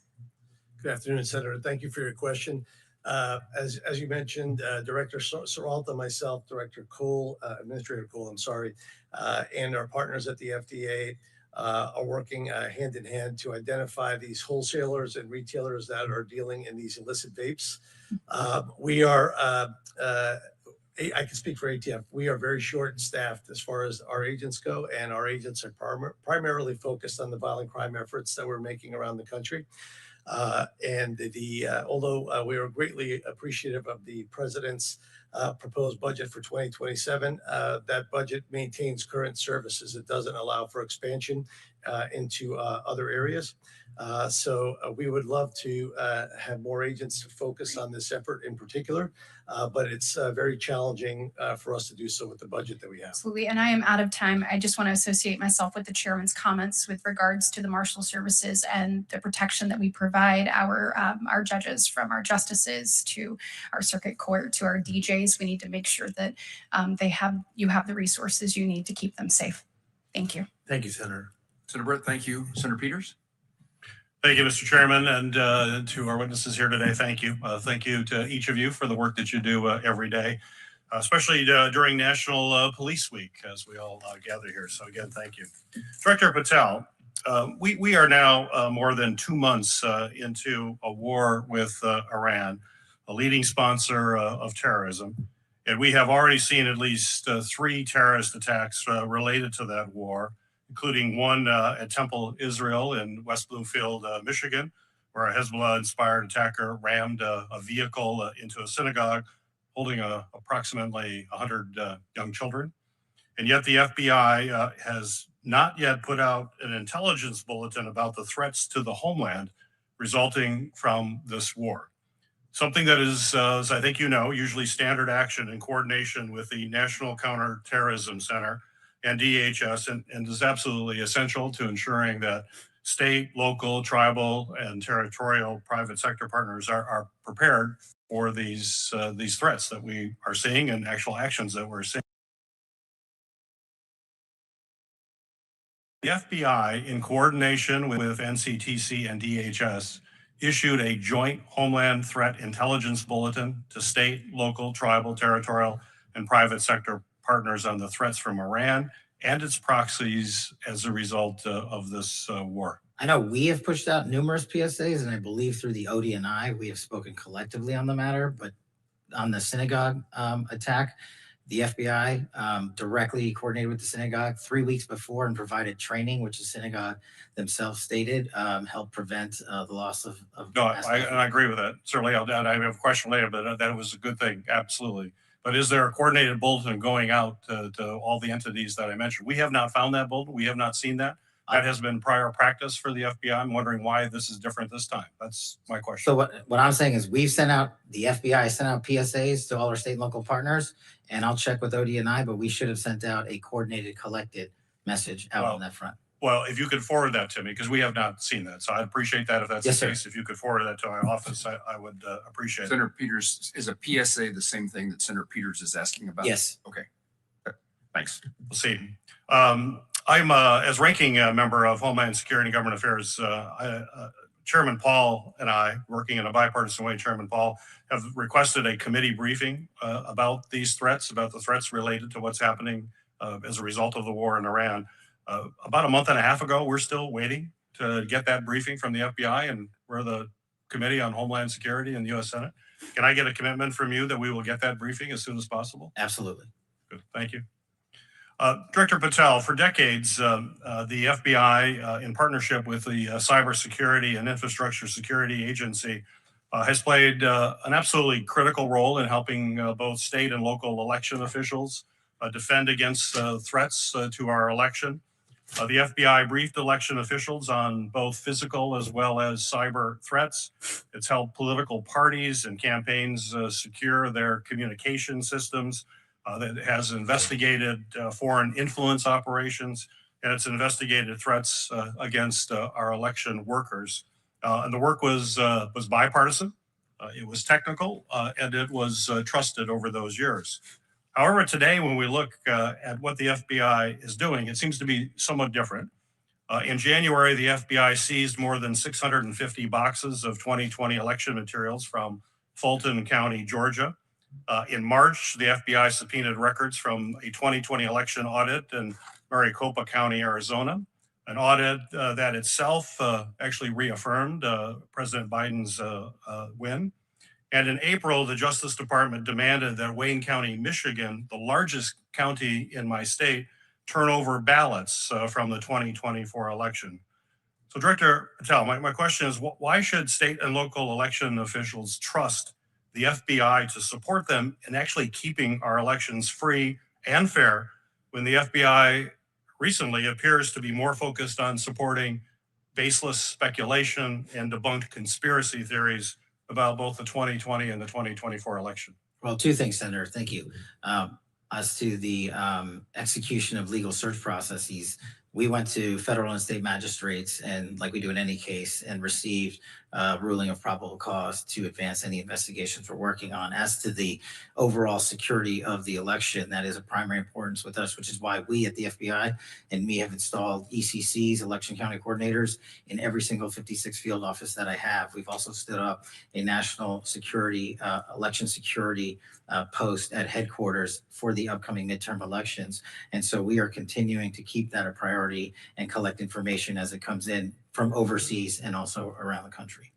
Well, that was my follow-up question there. I mean, but you know, what we've been seeing, some of these actions here are ones that are related to these debunked theories. But our officials want to know what is going to happen going forward. They're going to want to ensure that state and local elections are indeed going to be free and fair, and folks are being protected by the FBI. You mentioned a couple of initiatives. What is the main message that you want to tell right now to election officials all across the United States that the FBI is actually going to be their partner to ensure, as we have seen in the past, free and fair elections that have occurred every single election in the United States in recent history, that it's also going to happen again this year. That's why we've prioritized and stood up these ECCs. That's why we've prioritized and stood up these national coordination centers. And that's why we're hand in glove embedded with CISA and DHS to ensure the integrity of this upcoming election. We have prioritized that. We have flexed more resources to that, including the personnel I've shifted out to the field. So they're not just at headquarters, are working on election security and election integrity around the country. Well, as you come before the Committee on Homeland Security, which I appreciate your commitment to have that briefing, we're going to want to do a deeper dive into that, and I would hope you'd be prepared to do it at that time, and you could commit to doing that. Thank you, Senator. Thank you. Thank you, Mr. Chairman.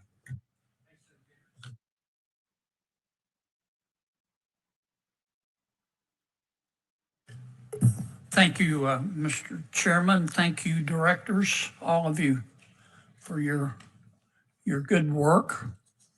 I'm sure you have figured out by now that you're not going to be able to make some people in Washington, D.C. happy. I regret that. One of my colleagues talked, Director Patel, about you traveling too much. Is it important that you go out there and travel and talk to our line agents and try to maintain morale? That's one of the most important parts of the job. And if I can, when it comes to travel, I've actually traveled 1/3 less for personal holidays than my prior two predecessors combined. And I've taken half as many days off as my prior predecessors combined. Have you ever seen United States senators travel, including overseas? Frequently. You've seen that? Yeah. Yes, sir. I want to ask you and Director Cole.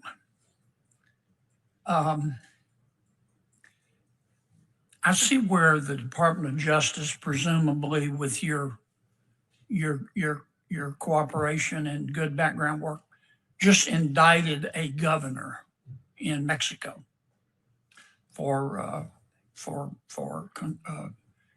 working with cartels to poison our people,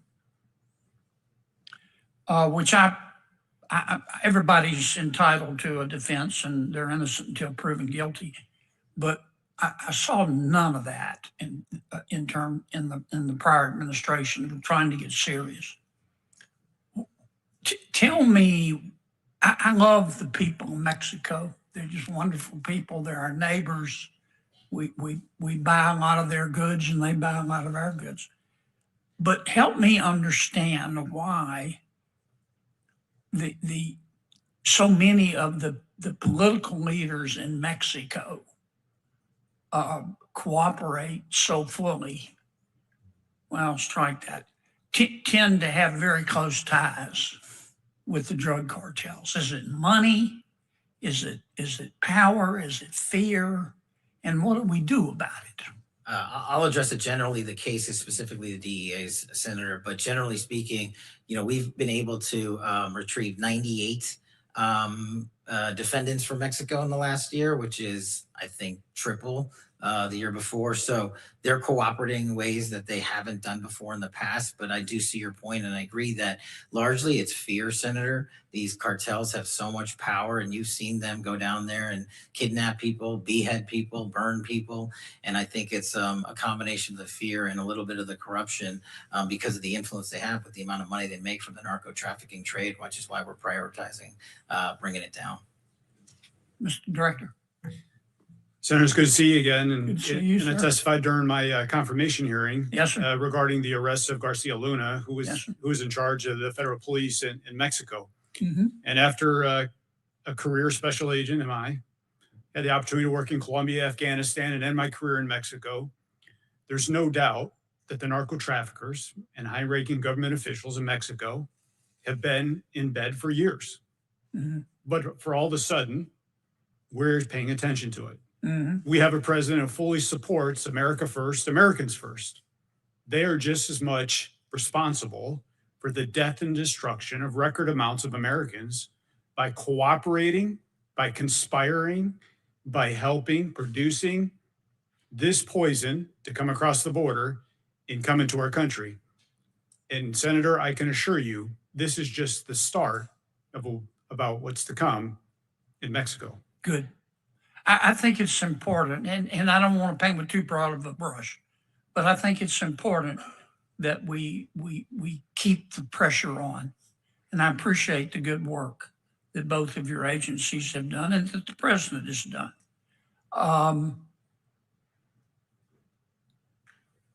Because when the current president didn't do this, but when a prior president of Mexico runs on a platform of hugs, not bullets, with respect to the cartels, that sort of speaks volumes about what they're willing to tolerate. Can I ask one question, Mr. Chairman of Director Patel? Tell me why we shouldn't require warrants under Section 702 when our intelligence people access the records of American citizens. I think you're referring to the query process of U.S. persons under 702, Senator. Yes, sir. Because under Section 702 as it stands, the collection from 702 is already lawfully collected under federal statute of overseas individuals targeted by the intelligence communities. And just to clarify, 702 is run separately by the FBI, the NSA, the CIA. They have their own separate 702 programs. So for us, in order to have the ability to defend the homeland appropriately, all we are doing when we run a query is we're asking that this selector popped, and we have no other information. So it would be factually and legally impossible to obtain probable cause because we just walk into a courtroom and say, we got this selector, it's connected with so-and-so lawfully collected information overseas. We can't tell you, Judge, anything else about it. They would say you don't have probable cause. And that's why the query system exists, to go in and see if they're actually connected to any terrorist activities or narcotics trafficking activities or otherwise. Thank you for your indulgence, Mr. Chairman.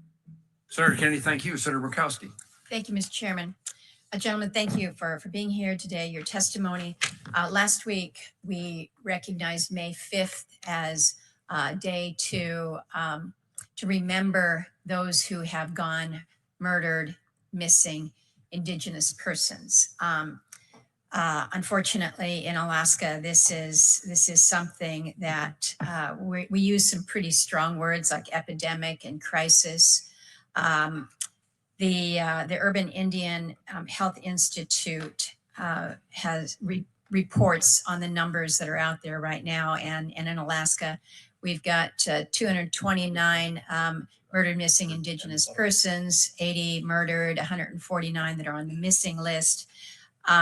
And the statistic that is always so troubling is that when women go missing, when women come up, are determined to have been murdered, 75% of them are Alaska Native women. I mean, the statistics are just shocking and deeply, deeply troubling. Alaska is the 4th highest state when it comes to murdered, missing Indigenous women in the country. Obviously, we have a large Indigenous population, but it is something where when you listen to the statements from so many Native women that they feel unsafe in their home communities, they feel unsafe in their villages, and they feel probably most unsafe in the biggest village, which is Anchorage.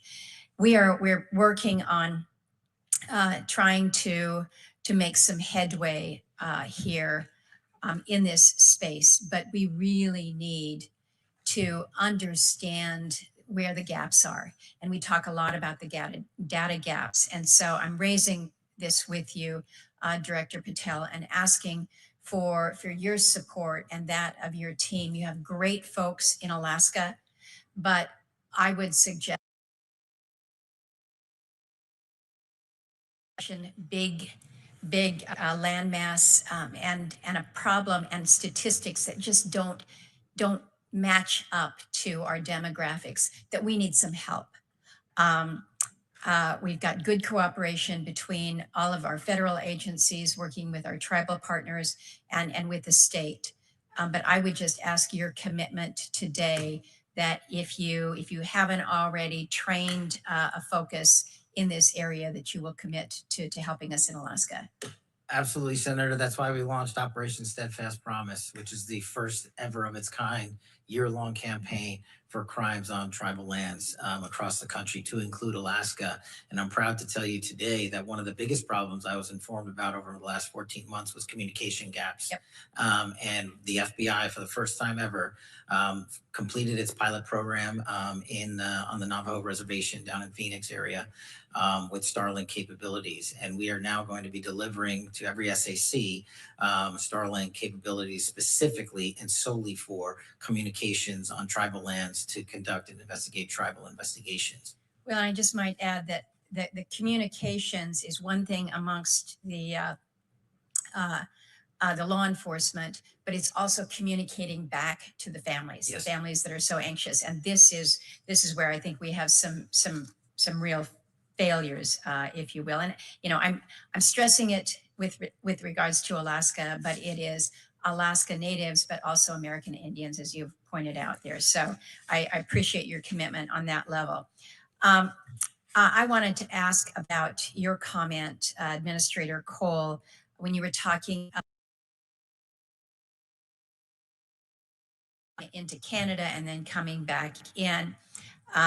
Vancouver is not too far away from where we're sitting over there in the Northwest.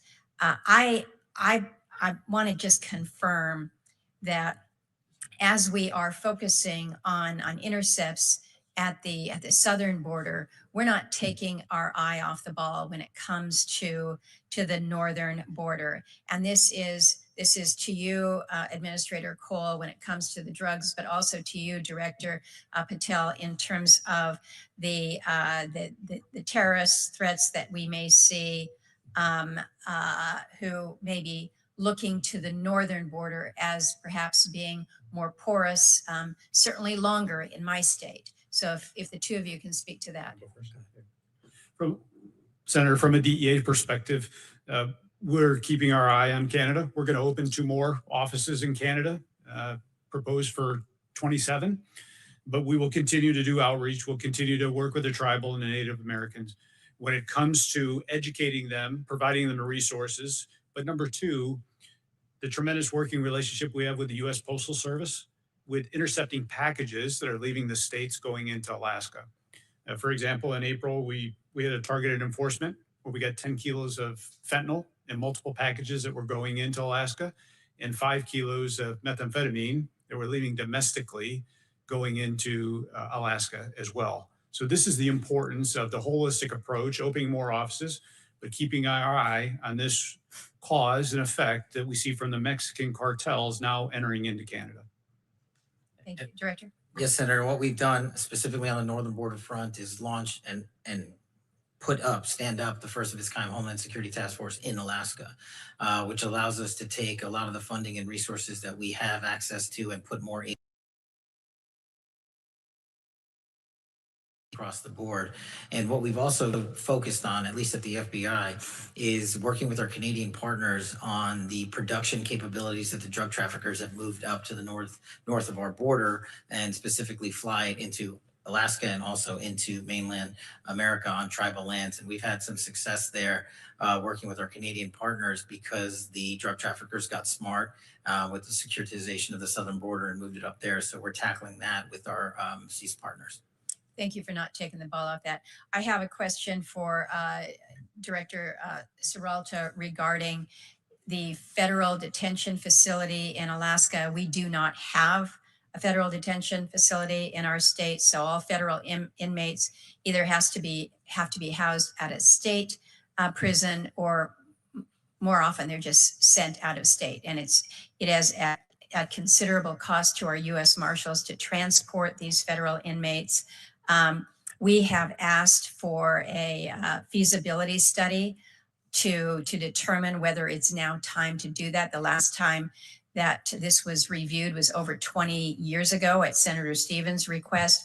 I've got report language in a past appropriations bill about a new study, but quite honestly, the response that we received from the department has been pretty lacking in detail. And so I would ask you, Director, if you'd be willing to take a look at this and have a conversation with us about the need in the state of Alaska. Senator, thank you for your question. The answer to your question is yes. I'm willing to look at anything that will facilitate the processing of prisoners in a safe manner. However, I have to notate that we use about 80% of our jails are state and locals. That's throughout the nation, so it's not uncommon. However, there is perhaps a Bureau of Prison prison project that may work well in Alaska, but I would have to see what. I'd look forward to a conversation with you about it. We unfortunately don't have anything that comes cheap when it comes to taking care of our federal inmates, whether it's on the state side or shipping them out. And so it is a cost matter, but it also is a great burden on our U.S. Marshals. And I appreciate the good work that you do. Thank you, Mr. Chairman. Thank you, Senator Murkowski. Senator Van Hollen and I are going to just have a couple of wrap-up questions, and then we'll conclude the hearing, and I'll turn to Senator Van Hollen. Thank you, Mr. Chairman. So, Director Patel, I've been listening carefully to your responses to some of my colleagues, and I want to start with a question that Senator Coons asked you that relates to this article where the headline is Kash Patel's latest firings ousted agents with expertise in Iran. The article says that these individuals were fired for their role in the classified documents investigations of Donald Trump. First of all, is that true? The article, just like all the other articles you cited, is false, and there's ongoing litigation, so I can't address it. Okay. You did answer Senator Coons, and I understood your answer to be that the people that were fired, that none of them were part of the group that had Iran expertise. Is that your answer? No, he asked if they were Iran experts. I said they were not. Were the group fired? Did it include people who were Iran experts? No. Did it include people who were involved in counter-espionage activities with respect to Iran? I don't have the list in front of me. So you don't know whether or not you fired people with counter-espionage experience with respect to Iran. You don't know the answer to that question. I terminated anyone and everyone that weaponized law enforcement. I see. So it was related, obviously, to the classified documents case. So that's not what I said. Well, Director Patel, I understood you to say in response to Senator Murray that you've not redirected FBI resources toward the immigration enforcement effort. That's not what I said. Okay. Have you redirected resources away from your core FBI responsibilities toward the mass deportation effort? No one at the FBI has been permanently reassigned on the immigration front. And when we pull the numbers, the FBI's overall operational field expenditures surged periodically for immigration enforcement activities, including the arrest of 2,000 people with direct ties to foreign terrorist organizations, was 2.4%. So, okay. So the key word there, I guess, was permanently. You have not permanently reassigned. Is that what you reassigned temporarily? Surges, yes, sir. Have you had a chance to listen to or read about Brian Driscoll's statements about what you said to him and the reasons for his firing? No, I have not, sir. So let me just say this, Mr. Director.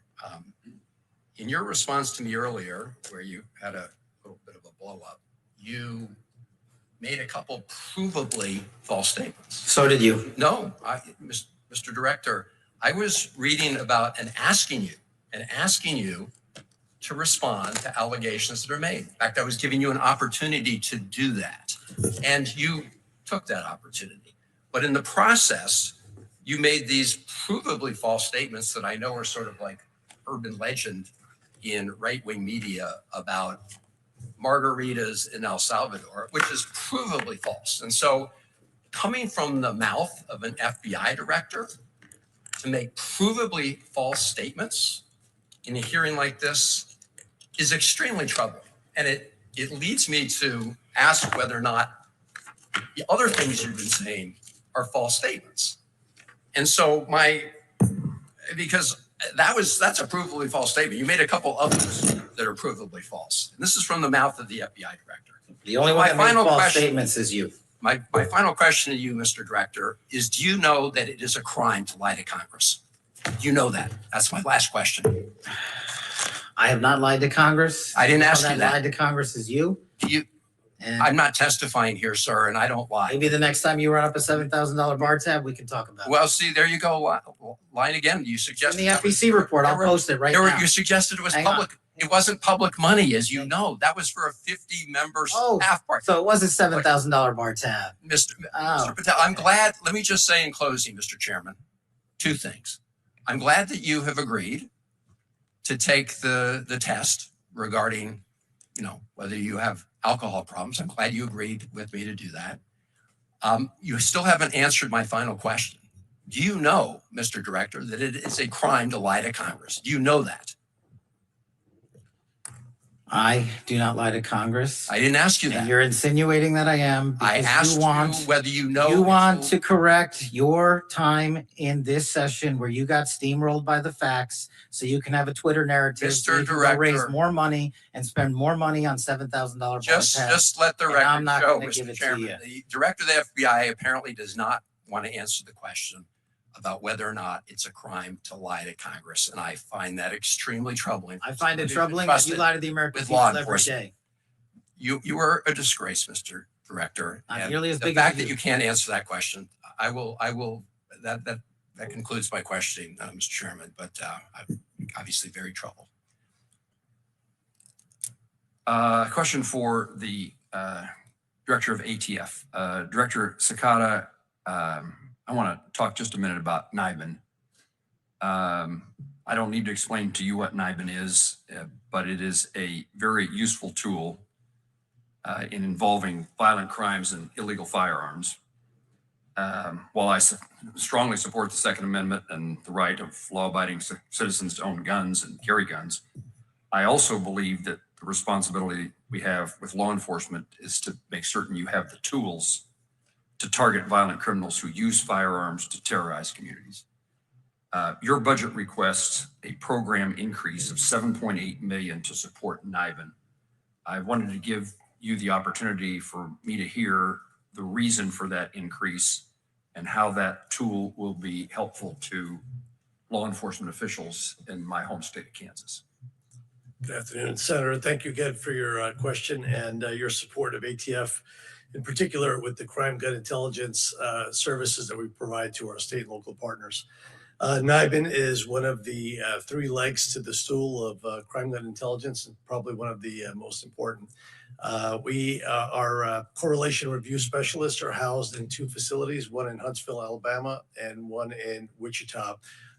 They review approximately 3,000 images per day that are received from our state and local partners. Those images are fired cartridge casings that are recovered in crime scenes from across the country. And those experts, which we call correlation review specialists, have a capacity as to how many images they can review over their 8-hour shift and be able to successfully match to a crime scene out in the field. We currently run 2 shifts, about 16 hours a day in both of those facilities, and we service approximately 12,000 police departments around the country. We have a pending backlog of about 30 police departments that are waiting to be added to NIBIN, and many more that are seeking support in acquiring a brass tracks machine, which is the actual machine that takes the images of either the fired cartridge casing or a test fired casing on a firearm we would recover from a crime scene. The capacity is pretty much capped right now. And we have a number of issues we're dealing with. In 2027, about 226 brass tracks machines go end of life around the country for our state and local partners. Those partners do not have a budget to replace those machines, which would mean that the critical services we provide and the way those departments are interdependent on one another to share that intelligence, because often shooters come to one city, commit a shooting with their firearm, but live in another city and use those firearms in those other cities. We actually develop quite often the leads from the adjoining city. So it's critical for us to have the money to keep on modernizing the system and to be able to take on the additional capacity that our state and local partners require ATF to be able to handle as we continue to tackle this problem of violent crime attributed to violent felons around the country. And that's the purpose of the $7-point-something million. A portion of it, yes, sir. Okay. And it used to be, let me understand about this. Do you provide the necessary device for local law enforcement to make that finding that they then forward to the NIVAN Center? So that the device is called the brass tracks machine. The brass tracks machine? Yes, sir. And you provide that to local law enforcement? We in the past have purchased it for the local police department at a cost of approximately $300,000 per machine, $200,000 for the machine plus about $100,000 for 5 years of service. And the widespread use of that machine is hugely important to the success of the overall mission of identifying and correlating. That's correct. If you don't have the ability to input the information, then the system is less valuable. That's correct. It's if I was to compare it to AFIS on the fingerprint side, the more fingerprints you have in the system, the more likely you will come back with a successful match. Director Patel, let me ask you about what should I be worrying about? Kansas City is one of the host cities for the World Cup, a significant presence, and we've had with your help, we've had a hearing in this subcommittee along with the Senator Britt's subcommittee on Homeland Security, looking at the security issues for places across the country associated with the World Cup. I wasn't able to ask you this question at the time, but just what are your worries and what should I be worrying about in trying to help Kansas City and other communities have the necessary safety and security for the people who attend? For Kansas City, for any host cities, for any base camp cities, it's the same message. Our best partners are our state and local partners, and providing the training that we do for our counter UAS program to our host cities and our base camp cities is critical to that, but also deploying during the World Cup events to all the major cities across the country, including our SABTs, our bomb technicians, and our evidence response techs. We are prepared and already put out a program to surge to those cities ahead of time and during the World Cup staging events. We've also completed or will complete 300,000 background checks for individuals coming associated with the FIFA World Cup. So we run them against our background holdings along with the other federal law enforcement partners agencies, and then we push that back out to the field. But the best thing that the communities can do, because the communities are the best partners for the FBI, is the communities and the state and locals online can help us monitor, can help send tips to the FBI, can do it at NTOC, can do it at CGIS because of the AI capabilities that we've implemented there. And we're allowed to triage that data near live time and send it back to the community and the state and local and say, hey, this individual's a threat or this individual's talking to someone that's a threat. It's the biggest ask I have of the United States during the World Cup or any major sporting event. We had the Olympics in Milan, we had two F1 races, the Super Bowl, and the Club World Cup last summer, and we had zero major security incidents. We've learned from each and every one of those with our international partners and our state and federal partners, and we're well prepared for the upcoming World Cup across America, which is going to have 3 million people come visit, both Canada and America and also Mexico. But the state and locals focusing on online threats for me and providing that information would be critical. And that's a capability of sharing that information that they wouldn't have had in the absence of the attention that's being provided now due to the World Cup. Absolutely. And also data on the sidelines, as I said earlier, might as well not be collected. So that's why we took the AI tools for the first time ever and applied them against triaging that data that comes in on the NTOC, our tip lines, and in our criminal justice information systems. We're able to go through all of that, including foreign language, and triage that, and foreign social media posts and triage that. And we did so in North Carolina, just to give you one example, and prevented a school shooting. If we had just left it to human capital, we would have missed it. Got it. Administrator Cole, I've had the opportunity to see DEA Air Wings, the aviation department, in a couple of locations across the country. I wanted to give you a moment to speak toward the current state of the DEA's aviation fleet, modernization or recapitalization needs the agency is facing. We've tried to pay some attention toward recapitalizing the DEA and other law enforcement agencies' air fleet, but I can't imagine that we're any place close to where it ought to be. No, sir, we aren't, but thank you for your continued support of DEA Aviation. We recently sold one of our Challenger jets, and we're going to use those proceeds back to buy another King Air. The King Air is the workhorse of our agency, not only domestically, but internationally. It's been our workhorse in Colombia and soon to be going back to Mexico. So it's much needed. We will continue to streamline our efforts, continue to enforce the importance of aviation, especially with surveillance, but it's a force protector for our men and women that are on the ground every single day as well. So thank you for your support. And how does the budget request address that issue of recapitalization? The budget address will help with the purchase of the new aircraft, but it'll also allow us to ensure that our aviation fleet is always modern, safe, and very efficient. Let me turn again to you, though, Administrator Cole. Southwest Kansas sits in a major trafficking corridor, face, in my view, unique challenges tied to narcotics trafficking, specifically the movement of fentanyl and methamphetamine. This is the second time I haven't been able to say Methamphetamine. Methamphetamines, Yes, thank sir. you, through rural communities that do not have the same local law enforcement resources as large cities do. The DEA has been willing to establish a position in Garden City, and I appreciate that. Would you speak to what additional steps the DEA is taking to incentivize agents to locate in a place like Garden City, which to me is a very fine place, but is rural, and it's considered a small town by many, but one of the largest that I represent. And tell me about what you need in regard to incentives for relocation or otherwise. Well, thank you for that. And as a career special agent, my first assignment was McAllister, Oklahoma, 3 agents for 30 counties. So I know the importance of making sure that DEA is present in those rural counties. I'm committed to staffing the Garden City office. I'm going to personally pay attention to it. We're going to get you somebody there because it's the #1 priority, our connectivity to our state, local, and tribal partners to #1, address the fentanyl epidemic that's ravaging through our states, but also to increase the capacity when it comes to sharing intelligence that allows the state and locals to do their jobs. Do you have incentive capability to incent someone to locate in a particular location, large or small? Yes, sir, we do.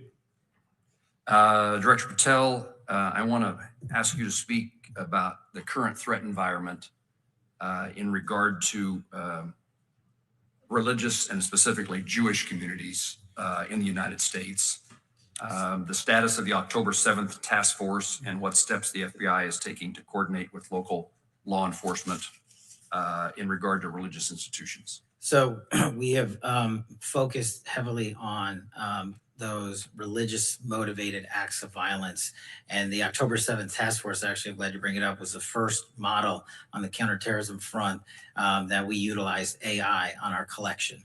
And it gave us numerous leads, including the ability to stop and thwart attacks. We stopped 4 attacks during the holidays in just December alone. Unfortunately, the reality that the Jewish population faces is that 60% of the FBI's cases that are based in hatred or ideology are targeted against the Jewish community. And so what we're doing to countermand that front is a couple of things. One, get out as much information as we can to the American public to show that these investigations lead directly to ties based in ideology, in anti-Semitic values. And we're trying to educate the American public and the world that this is a very real threat here. Targeted behind the Jewish community are, of course, a good amount of Catholic and Christian hate-based ideology and crimes. And so what we've done across the enterprise is we've shifted the resources from DC, put them out into the field to specifically go out into the field and dismantle not just the networks on the ground, but also reverse engineer who these people know, who paid them, how they got there, where online they are communicating, because that's the biggest incubator for this hatred and ideology. And what we're trying to do with our SACs in the field is have engagements like we did with the synagogue in Michigan and elsewhere, ahead of time and train the local communities based on the fact-based investigations we're conducting across the country so they can prevent, like they did in Michigan, a mass attack. Senator Peters' question and your response in particular caught my attention, which suggested that there was knowledge and information in advance. And so there was capabilities of prevention or reduction in the outcome, the nature of the outcome. And is that unusual? Are you able to see, you able to see through your work that something is about to happen as compared to respond to something that did happen? That's correct, sir. And it's also just proactive because of the investigations we've undertaken in hate-based ideology. We're able to go out ahead of time to synagogues like in Michigan. So we didn't have a direct threat reporting related to that individual conducting that threat, but we knew other individuals and synagogues in the area would be targeted. So we went there and instructed them on how to secure the facility. Immediately called the FBI and they said, our training pursuant to you, the Bureau, led to us being able to save lives on that day. And we're doing that around the country. It's a really rewarding circumstance. It was the FBI. It's pleasing to me. Director Seralto, U.S. Marshals have had success in regional fugitive task force models across the country. There's been conversations in the past about expanding or strengthening that regional task force capabilities in the Midwest part of the country. Is there a possibility of bringing an expanded regional fugitive task force presence to the Midwest? Is that still part of conversations at the U.S. Marshals Service? Thank you for your question, Senator. So the president's budget request expands the regional fugitive task forces and the district task forces with operational administrative personnel dedicated to the fugitive apprehension missions. Also includes expansion of our tactical canine to provide each RFTF with a full-time canine support, extremely important. For that, we were provided with $43 million. However, the program increases is for 107 positions. Our goal is to cover the country from coast to coast with RFTFs. However, that does require permanent appropriated funding for that purpose. So short answer is yes, sir. There is thought. That was my second question. Do you have the resources to implement that thought? And your answer is not necessarily. Not necessarily, sir. Understand. Director Patel, I was an advocate of your idea a year ago of putting agents in the field, and we heard today a number of instances in which that's made a difference. And I assume that is a success and is the intention for the FBI to continue in that fashion. Yes, sir. We're going to continue that way. The hiring capabilities, do you all have positions that are empty, are vacant and need to be filled? Is that true across the board? Yes, sir. Yes, sir. And the reason those positions are open is what? Is there a common denominator among the agencies? Someone could say what their problem is, and I'll see if everybody agrees. I can speak for ATF. I think, sir, that for our purposes, we were under hiring freeze in 2025, so we weren't able to start up our hiring machine. We received authorization late in 25 to begin to backfill some of those vacancies. And in addition to that authorization, we've received significant support through some supplemental funding through HSTF and OB3 to try to backfill agent positions. We are in that process right now. But as I stated, taking a machine from full stop and bringing it into operation takes some time. So we're in that stage right now where the machine is moving forward, and we anticipate being able to backfill those positions with the support that we've received. Anybody need to add anything to Director Cicada's? Senator, I'd like to add to that for the Marshals Service, our HR department actually has a very archaic software program for human resource management. So we're upgrading that system as we speak, thanks to the help from DOJ and OMB. And I believe we're going to be able to get over that hurdle. Okay. And Director Patel talked about the training of local law enforcement, the FBI Academy, and its value and the demand for those services. I know the FBI has their own training facility. We ought to figure out how we can train more local law enforcement officials. I've seen and had conversations with local law enforcement officers as well as their superiors who are so pleased by the training they've received, and it's a professional change in their lives, having had that experience. Is once you find someone to fill a position, is training an issue to get them on board and at work? I think there's two pieces to that. The National Academy to train our state and locals, for whatever reason, they had capped it before I got there, and everybody across the country wanted more slots. So I'm putting 200 more police officers through our National Academy here, 50 more per class. That problem you're apparently solving, right? Yeah, that one we solved. On the BFTC side of the house for the special agents, what our lag was there was essentially 100 days once you submit a piece of paper, your application, to say, I would like to come do this, and for them to just receive an interview. So we eliminated the lag time. So we took off almost 4 months of lag time. And because of that, our BFT classes have started going up. And so our recruiting has also been heavily invested in to recruit around the country. And so we're filling the billets. And as soon as you graduate BFTC, you go immediately to your field office assignment. There's no, like, literally the day after graduation, you report for duty. Let me ask the other agencies, if you're successful in recruiting, do you have the capacity then to train and put that new agent in the field at work?